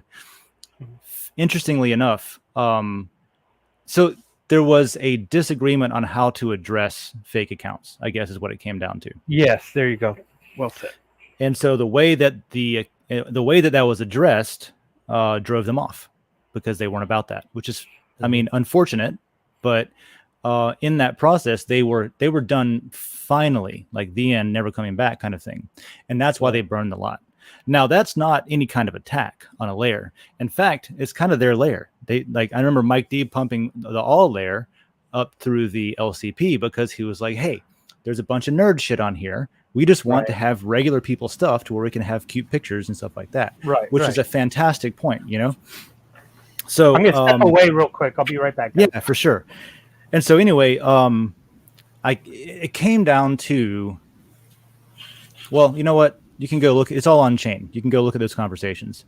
But in the end, they decided they were out, and so they burned their lot. Now, when they burned their lot, they didn't burn it outside of the way that the system's supposed to work. There's actually a way to burn your lot and get lore back. And I forget what the percentages are, but there's a fee basically to do that. You don't get 100% of your lot back or your lore back. But let's say you own a big chunk of a layer that you thought was going to be great, but then in the end, it's like, I'd rather use this lore to vote for something else. You can literally burn your lot, get lore, some of the lore back from that. It is not 1-to-1. and then use that lore to vote on something else. And so that's exactly what they did, except they did not use the lore to vote on something else. They instead dumped it on the on Uniswap because they wanted to just swap it back out for Ethereum and get out of here. So they did that. I don't think that was any kind of attack. I just think that it was a disagreement. And unfortunately, that happened before our governance tools were ready, right? And so in my opinion, that whole thing could have been avoided by having the governance tools that we have today, to where we can make DAO decisions based on everybody having a say, right? And fairly, or at least objectively measured, right? Maybe everything's not as fair as it could be, because that's going to be more and more and more as features roll out. And I think that was part of it back then, like fairness. But we just didn't have any way to like organize governance decisions. And so a lot of it came from, conversations on and off chain, some email, mostly on Den. We didn't even have DMs or chat rooms back then. So it was just posts. And so it wasn't a very fluid way to have the conversation. And unfortunately, I think that drove people off that may have misunderstood what was going on just because of just the way that conversation went. So there's the answer to that. The way it works is, they go burn it, they get some lore back. So thanks for that question. I forgot that was even an option, to be honest with you. Yep. So let's see. Anything else? I have a. Are you coming by to pick up this box? Yeah, I think so. Yep. I have the car. I had the family car today, so I got wheels. It is so strange having like a single car. It's a much smaller box than I thought it would be. Also, somebody recycled an Arduino, and I'm not sure what to do with it. Ooh, does it work? Yeah, those are great. We can play with it. Yeah, we can play with it. Some assembly required. See, it looks like they sent me. It literally looks like a. Just check this out. There's a book. Like a You should get this book. Look it up. Maybe you can find it on the internet or something. But the book is called. It's an Arduino book, and it's called Some Assembly Required. It's actually a really good name for a book. Yeah, especially because you need to write the software for the program that you're running on the Arduino in assembly. God, that's terrifying. Mm-hmm. I don't think I've ever done that. I did. I've messed with very super early days in electronics school. I never did it like in production, just in class. We would do learning about flip-flop circuits, and my first processor. Well, that's not true. The first one that I programmed in a class setting like that was an 80. I want to say it was an 8080. And it was like, all you could make it do is like circuitry stuff where you have copper wires coming off of different points, where it turned on this light and made it blinky, or it turned on that one and made it blinky based on inputs. Basically did what the Altair did. Yeah, so the Arduino is a very good replacement for that. It's used on satellites and shit, which is awesome. Really? There's at least one satellite that's made with Arduino shit up there. I wonder if you can emulate like something relatively ancient on it. What you can do is you can build real-time applications, though. Oh, okay. Right? So you have things that are not, with modern CPUs, you have some processing and some background processing, and then when it gets around to it, it can do that task. Mm-hmm. The Arduino is execute in real time. So when the transistor switches, the result of that operation is immediately in the output. So there's no lag or delay or things like that. Okay. So it's really good for like robotics and things that need to be really like real time and fluid, and not like buffering or something. It's got like a little motor and a little arm and stuff with it. Yeah. So that's the cool thing about that, real time processing. So that would be like, Raspberry Pi came out $35 for a full single board computer. Amazing. Not a real time processor though. So the Arduino still has a big leg up in some applications. That explains why they glue those things together all the time. Like people have Pis with Arduinos and stuff. Mm-hmm. Different jobs. Yeah. I don't have a decent Pi anymore. They became so expensive for a while. Let's vote on some stuff. Cool. I'm back. Howdy. Welcome back. So we were just talking about Arduinos for a minute. And I wanted to look over what people have been voting for too. So I'm noticing almost everybody wants to enable video posting in their layers, which is great. So quick question. So I know you can post a link from YouTube and it'll play. Yeah. Can you post a link from, say, Odyssey or any of the others? At the moment, no. I know that there was some discussion when the video thing was going in. I know Vimeo works as well as YouTube. It's the same company. And I know that also SoundCloud works. So if you wanted to put a song in there, it'll actually give you. Here, I'll do it. I'll show you. If you go to SoundCloud, damn it, fingers, SoundCloud. And you just pick whoever, Billie Eilish. That's not Billie Eilish. Is that Billie Eilish? Not at all. Maybe, I don't know. Anyway, let's say that this wanted to go in. Maybe it's a remix, right? So you would, how do I share this? Share? Copy link. Wow, I tell you, Dave, I would have picked a better song than that. I don't know. Oh my God. So then I go over to Den and I go to music. Let's just post. I'm going to post something in music. I have no idea what it sounds like. It could be the most awful thing in the world. And, This is a guy that next week they're going to say, what is the most downvotes anyone's ever received? Yeah. In energy. No, it's not going to be me. It'll be Decent Gains. Oh, great. No, to me, it'll be Decent Gains. By the way, is myself, Gravity Crab, and y'all weird. So this will be Decent Gains, and I'll say. Posted, I was like, "This is garbage." Example of a SoundCloud link, and let me pull this microphone away from my face a little bit. Sorry, and then. I just realized your avatar looks like it's a copyright infringement on Huddle Signal. David. Oh, it does, doesn't it? Because they have the thing. Yeah. In case you didn't realize, SoundCloud or maybe it's the other way around. Do work here, even though the button says it's for video. Cool. I'm pretty sure Vimeo. That's not how you spell sure, Dave. What is that? I'm pretty sure Vimeo works too. We'll have to test. So then I go to add video, and instead of putting a video URL, I'll put in that SoundCloud URL and I hit plus, and boom, it's there. Wow, cool. And I'll tag it as hip hop because that's how they tagged it, and non-original because I didn't make that. Don't want to be associated directly, and I'll post it. And so you should then see. Let me flip to the current things. Boom. So let me go in here and then PAL, and I hit play. All right, I'm going to go into music layer, and I'm going to find this thing, and I'm going to downvote it.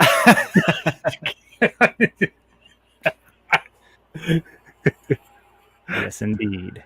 Just kidding. So yeah, there's a little pro tip for you. You can do cool. YouTube, you can do I think Vimeo, and you can do SoundCloud. You know, we honestly, we're probably going to need to look at doing some of the other ones because Rumble has really taken off with millions of users. Yeah, I like library tying in. Sure. Odyssey library. Yeah.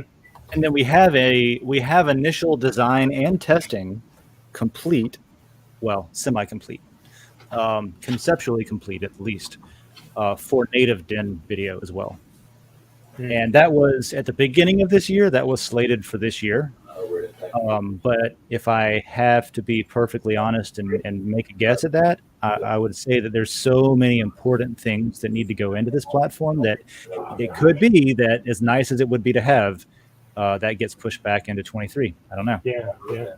But the cool thing is the video, just like everything else. You know, if you look at the governance for Den.DAO, and you see these features look reasonably simple in concept, right? Oh yeah. However, in the implementation themselves, where's that prioritization vote? So the implementation of these is much more difficult than you might think because we're doing it in the way that Den would do it, right? Not the way that not the way that Facebook would do it, or not the way that YouTube would necessarily do it, but the way that Den would do it. And the way that Den would do it is decentralized hosting, decentralized, literally decentralized data on like video hosting. And these are huge files, obviously, so the system for that, like, that's not even on this list right now. There's so much stuff that needs to be done. You know what I mean? Yeah. But I'm not going to say what network, because there's at least 2, maybe 3, and there's even a company that would combine them for us to make them redundant. So we'll see where we go, and we can talk about that once it comes up. But decentralized video hosting, direct upload, and not needing to link out to something is definitely on the table. Yeah. I went and listened to that song. Side note, it's rough. It's pretty rough. Well, you can blame SoundCloud for having it on the front page. It's right there. Number 2, right? And it's define trending. rough. Define rough, Gravity Crab. It's, how do I put this? It's shit. Define shit. Put it. Yeah. Hey, okay. Probably Oh, should.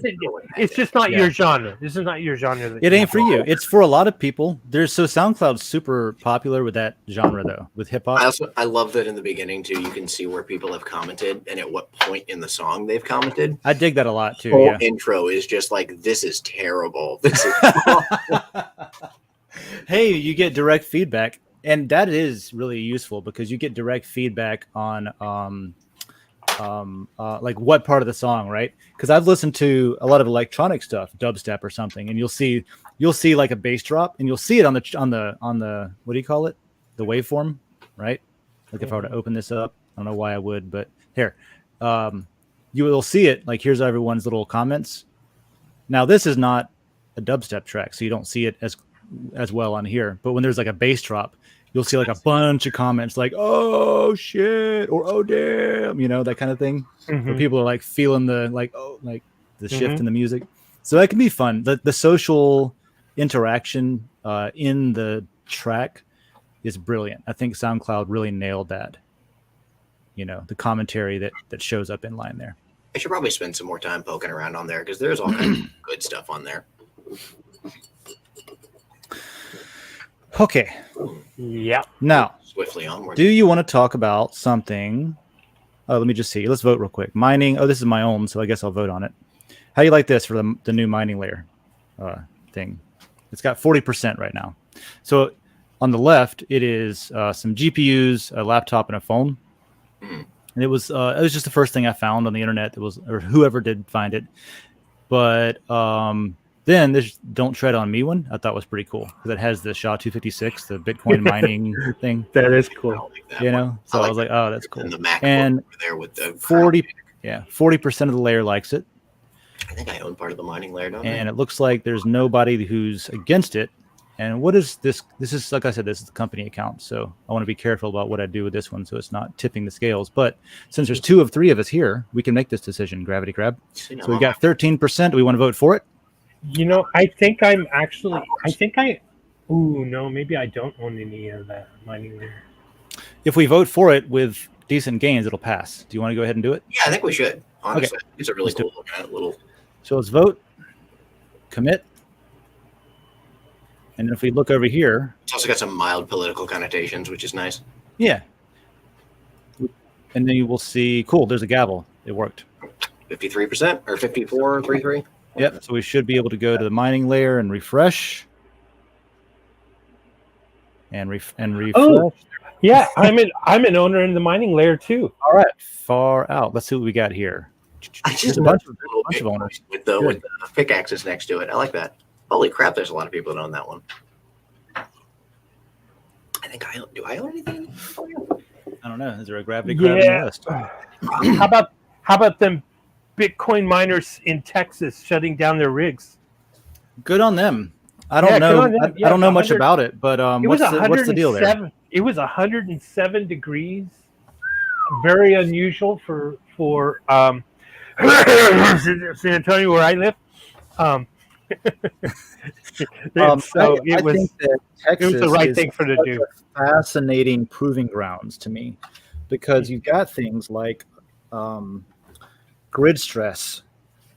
Whenever I argue with my lefty friends about Bitcoin, it's always about this excessive energy use and it's this proof of work thing, this useless work, quote unquote, and stuff like that. And it's hard for me to find examples that are not theoretical, right? And so whenever you see Texas happening, where the state has directly incentivized Bitcoin mining, proof of work mining, the state has directly refused to tie in their energy grid to the rest of the national energy grid, so they cannot, like push an easy button to bring in extra power, kind of thing, whenever the grid is stressed. But you also have like oil and gas infrastructure in Texas, so that means you have flare gas. That means you have oil rigs with waste product coming from it, and so you've got a dry environment, which, like, I've seen some data centers, some tests run out in Arizona where it's like, hey, can we save on cooling if we allow our chips to actually overheat, but we keep it in a dry enough, clean enough environment to where it's still fine? And they ran some interesting tests that worked out for them. So I think that proving ground in Texas for the tech is super interesting, because people are directly using these examples that I'm talking to people about. And you can say, like, no, look, there's an actual company using only flare gas.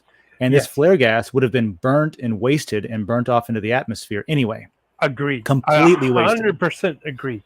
Yep. And then there are the power plants and companies themselves, right, that are required to maintain an excess wasteful amount of energy that is never used. It's just wasted, so that they can catch peaks in demand, right, without the grid collapsing and browning out.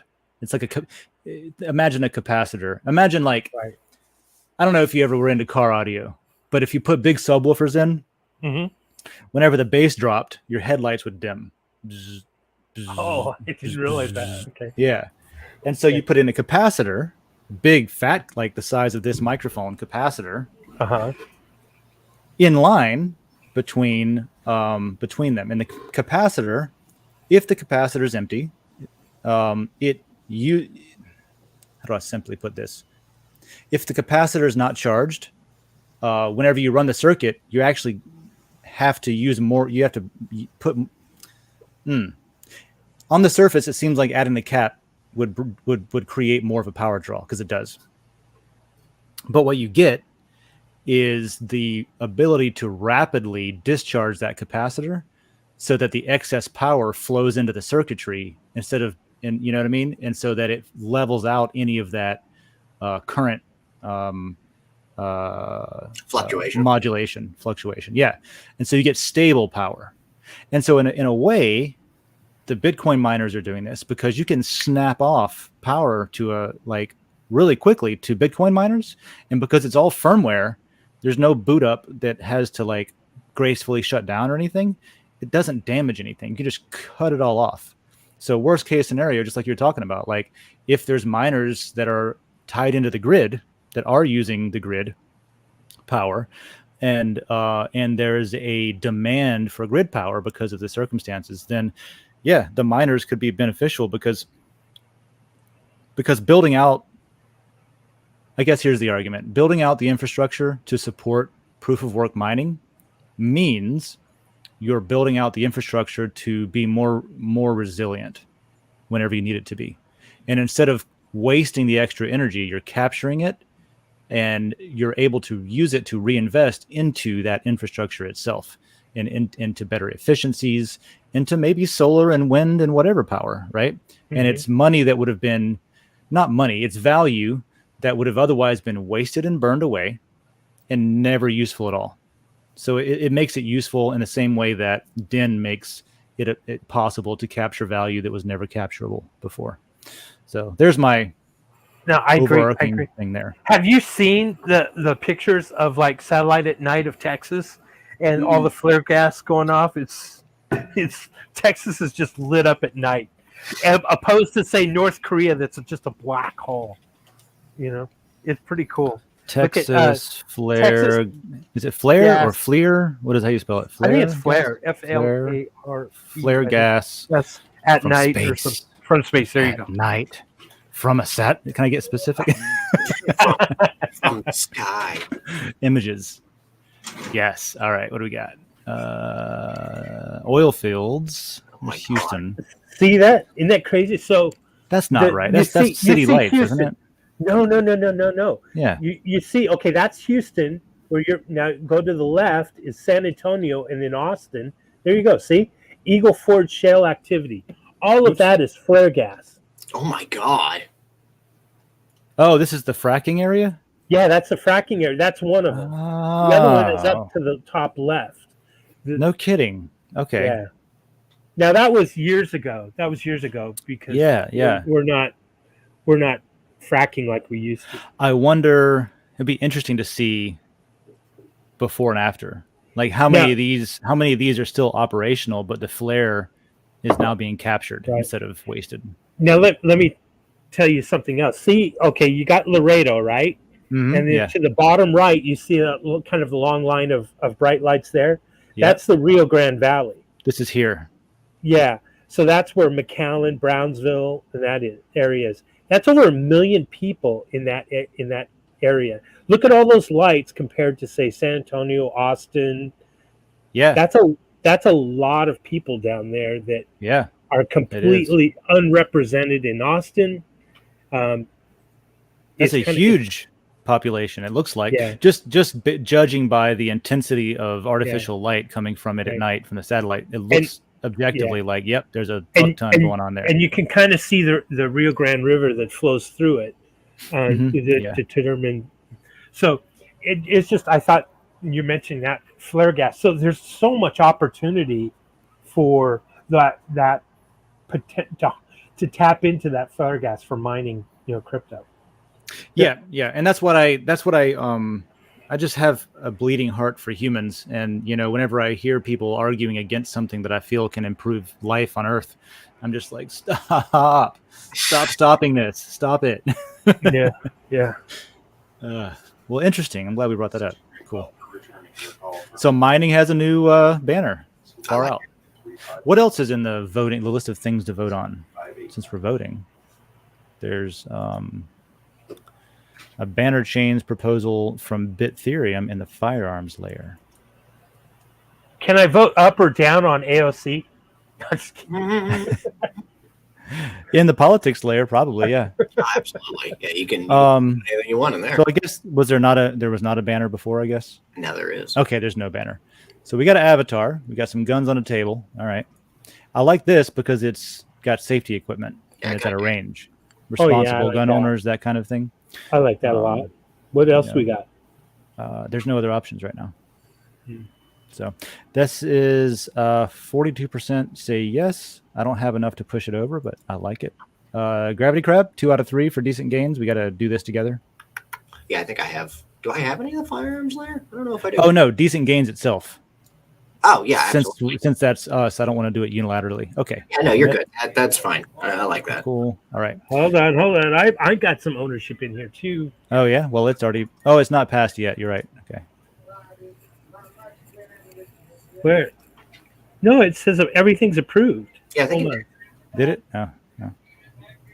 Well, on yours, if you go to the flag, it should say anything that you... it should have anything you're eligible for voting on. Yeah. Voted, approved. And then the globe is just all of, even if you're not in it, that kind of thing. Right. Yeah, I went in the... maybe I did the globe. Not the gavel. Oh, there's my 0.16%. I don't have any cryptocurrency votes here, but if you do, there's a tag proposal from Maximalism, a tag to mark content related to any token or project. Maximalism. Just want to see what's open. Just going collectibles. Votes. I haven't done those yet today. We did that cryptocurrency tag. Oh yeah, and a crypto bro tag. Right, content from or about a crypto bro. We have a number go up tag. A crypto bro would be like somebody who's not really into cryptocurrency, but talks about it as if they are, and they do charts exclusively. Maybe get rich fast. Hey, careful there! your audio. Hey, not my fault. I was about to say, on that note, I'm going to go ahead and scoot as I have customers coming in. Go for it. You Yeah. bet. Great seeing you, guy. Take care. Good Get morning. out of here. See ya. What else is there? And then the rest of these are approved. Cool. So what else? Where we- Yeah. Which one are you in? You're Oh, I went to the global all layer The glo- GIs yeah. just to see what else was around, even if I didn't have a lot for it. Gotcha. So it looks like the only thing pending is going to be collectibles, mining, and firearms. So if you've got anything in those, go vote. And then there is also in cryptocurrency, there are 2 tag proposals for maximalism and for crypto bro, which I think are useful. Oh, and then there's the test vote. This account doesn't have anything in the cannabis layer, but this was just a test vote. 1, 2, 3. So you can ignore that. It'll time out after a week. And so this will pass. It says 40%. So number 1 will pass in the test vote, just for FYI. There's a 1-week timeout. So cool. There's the governance stuffs. Cool. Well, all right. The last thing that I want to make sure I hit is there was a question in. Let's go to the Den, and maybe you can help me think about this for a second before we sign off here. Sure. There's in the Den layer, Rockstar has a post about bots. And so I asked this morning. It looks like she replied. Let's see. Whoops. Scroll down, because I wasn't sure what the deal was here. Did I see something about that? No, she doesn't. Yeah, there was no followers or something. I don't know. I have a new account that does not have 3 followers. Oh wait, does not even have. And I see that they make a publication and the amount of energy are exorbitant. I think it is not my business, but for me, it seems curious. Yeah, so that I would say there are, and this is where maybe you can help me out a little bit. I honestly don't understand her question. So the question is this: where do you draw the line between coordinated voting rings and the ability for someone who happens to be popular to bring their friends in who, of course, are just going to follow them and vote for them on stuff because that's who they're there for? You know what I mean? It goes right back to the previous conversation we had with the R layer and Mike D. Right, because there are. I know the answer. My feeling on the answer is when you have more people in mass, then the groups become smaller and become small fish in the pond. Yes. That's my answer too. Is as this platform scales, it gets more and more fair. If that makes sense, right? Because there really is, with any small early, especially community-based startup, there is more of an ability early on to come in and sort of, like be more of an effect on things than others. Right. If there were, so this is a really good example because Rockstar makes quality content, original content. And I know, once again, leaderboard metrics, you'll be able to see, like, on average, what not only on average what posts, what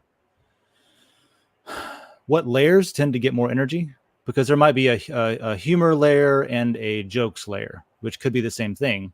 And you could post the same thing in both layers, and one of them is going to have more subscribers who have more energy, who want to lay it on you to make sure that your quality posts come in and stick around to their layer and doesn't go to the competing layer where humor is. Right. So some of that is the layer owner's responsibility to make sure that they're rewarding the quality content that they want to see in their layer. And if it's not, like, people are going to go to different layers that do reward more. But it's kind of a crapshoot right now to figure out where those layers are, right? Without some sort of objective measurement and leaderboard, it's difficult to say, like, okay, if you post here instead of there, you're likely to get more feedback. Now you also, that's not in a vacuum, because like we just said, some people already have friends that are there. I know in the photography layer, there's two denizens that seem to be a couple, and they used the same trip to Berlin to post photos of the Berlin Wall. right? Yeah. And they were objectively original content, right?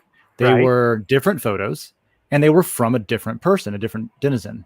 Right. Just because through their lens it included the other person's experience that we also saw, does not mean that was a coordinated attack to get money, right? No. Maybe it was a cheeky like, oh, you do it and I'll do it, and then we'll both individually put it up for Boosted Friday, which is what they did. Right. And so yeah, it looks like, oh wait, it's the same thing, but it's not the same thing. And so like you get these network social effects like that where it really does seem like, oh man, is there some bot activity or what? So and all that goes away. All that goes away with mass adoption. Yes, or not mass adoption is maybe a bad. If you reach just scale large at scale, it works just, I mean, orders of magnitude better. Okay, how does that help right now? It doesn't. So what can we do to help right now? The communities themselves, the layer owners, have to pass proposals.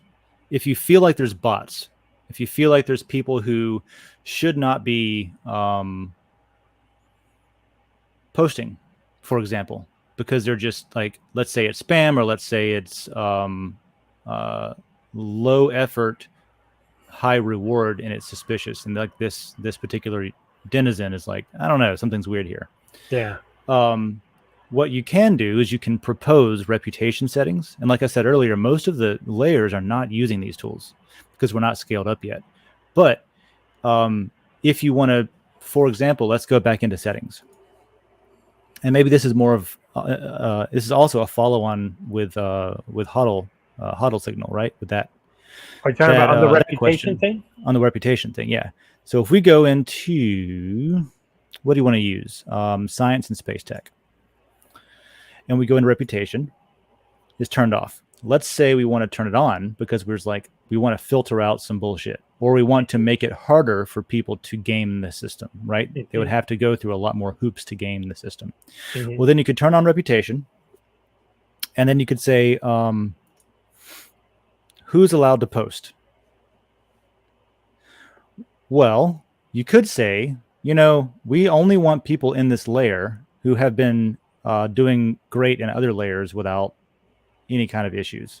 And you can cut out, right now, there's 6,500 people that can even post in that layer. You can cut out, what's the number? 4,000 of them. Yeah. By just making it a four-star requirement, right? And you can cut it out even more by saying, once you have some evaluations in this layer, if you've been here for a while, you still got to maintain that 4-star, or you can't post. And if posting is the problem, then like if these people shouldn't be posting, that's more of a spam thing than it is a whatever else. I think Telegram does something to the fact like some of them will set it to like you can't post for the next 40 minutes or for the next day or something like that. I guess they're forcing you to start reading content before you spam them with questions, or sure, who knows what they're doing, or I guess preventing of bots. I don't know. Well, something similar to that is making sure you read it and participate before you can weigh in. That's why I think this one's more interesting, the vote toggle here, right? So let's say we had reputation turned on, and we and this might be the answer actually. You allow anybody in to post anything, but they can't vote.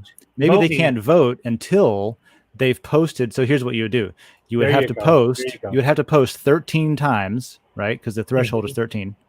You'd have to post 13 times. And then after that, you'll have a layer evaluation. And so you can say you have to have a layer rep of at least 4 stars, 5 stars. Why not? If you want, you know what I mean? Right. And in fact, maybe you can say nobody can vote unless we want the most restrictive requirements around voting in this layer, because we want to do an experiment and we want to see if we do that, will it increase the quality of content, and will it equalize this issue that some people are seeing, or identify an issue if there is one, kind of thing. And sometimes you can do that and wait to see who complains. If you think there's a bot, or if you think there's people with puppet accounts that aren't being caught, as layer owners, what if you're like, hey, let's cut out the bullshit and see who complains, and then we'll be like, must have been you. Yeah. So there's things you can do as a community to address that, and this might be something that's more important to start looking at, is the ability to decide without picking on a particular denizen who is allowed to vote in the first place. Right. So that could be something. So Rockstar, we can have a talk about that actually, because that seems like that's along the lines of what you were trying to get out of that, I think, that post. So I'll vote this up. And I'll just say, good points. We just talked about this on coffee, and I think the voting reputation settings would be the most effective way to address this in the near term. All right. Reply. Cool. So does that make sense? Yeah, it does. It does. Awesome. Again, the first and best answer is we just need more subscribers. Yes. And it goes away, and then it'll naturally, organically correct itself. Yeah, because what happens then is you have more competition. You have more. You have more energy applied. Where every day you have that snapshot in that mining period. That all you're doing is you're just going against every other post and the voting on that and stuff like that. So then, it would be, with more content creators like Rockstar, with more people that create original content and spend a lot of time with, making sure that they've got something that is unique and original that they particularly can offer. The more of that, the less fuckery. Right. Absolutely. Cool. Well, all right. It is way later than I thought it was. It is 11:20. Time flies. Time flies like Gary Powers did. Like Gary Powers didn't. I wanted to ask you about that. Let's bring it back and bookend again. On our way out, what was the whole story there about? Like the rest of the story was the idea was that he didn't get shot down and he ejected. Is that what you were saying? Yeah, he literally crashed the plane essentially.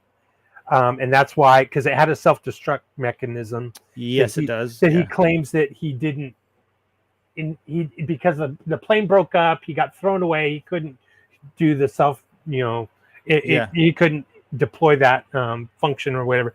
And which, remember, that set in a series of chain reactions, which brought about the Bay of Pigs, the whole Cuban Missile Crisis, was all started along the lines of with Kreshna, saying, "Hey, wait a minute, you spy plane, you invaded our airspace, you're spying on us," and all of that comes back to a chain reaction of did he really try to defect and crash the plane, or did he really get shot down? I mean, who knows the real answer? I would think, if you're at that level in the Air Force and you're flying a super secret spy mission, I think you're patriotic.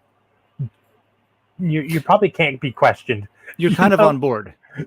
Yeah, I think so at that point. You're kind of there. You're kind of there, like doing the thing. You're fighting the fight, whether you think it's the good fight or what. You're there and you're committed. Yeah. But what this guy was telling me, late at night and going into amazing detail, and I thought was pretty fascinating. Yeah, well, a story I don't have time for, but I'll put it in the conspiracy theories layer if we ever get it. Is last time I was in Miami for Bitcoin 22. A cab driver blew my mind. Or Uber driver. I was talking to him, and it's going over the bridge. It's taking forever. Like I'm paying $120 to go to the airport so I don't miss my flight. That kind of thing. And he's just talking about. He just laid out this huge, long historical story about how there's this long game of world control that he went all the way back to Lincoln and the assassination of Lincoln and all the way through to like JFK and the Pope and like all kinds of stuff, and I was like, individual holy shit, sovereignty. dude. Yeah. So I was like, and then I got the down, U.S. The U.S. government is bankrupt. It's a corporation. Did he go into that? No, but I've read about that with like the Saudis and stuff. Yeah. Being what bailed out the U.S. dollar in exchange for weaponry and coordination petrodollar. on that and petrodollar. Yeah. Mhm. And so it's interesting, like the most unexpected person. And again, this is like, it could be all bullshit, but the interesting part about conspiracy theories is it needs to make some sense on some level, even if it's a reach, even if it's a stretch. You got to have something where it's like, because of this, then that. Mhm. And if you can do that without using such a thin thread that there's no way that's plausible, you do it in ways it's like, okay, well, you make a good point there, and I still think it's bullshit, but I can't prove you wrong either. Then you get stuff that then people will come to the conspiracy layer and talk about and converse about and things like that. Gotcha. So cool. Great stuff. Thanks again Great for coming on. I appreciate it. Likewise. Enjoy it all the time. All right, here's that y'all weird song that we always go out with. Have a good day, everyone. Sounds great. Cheers. You too. Take care.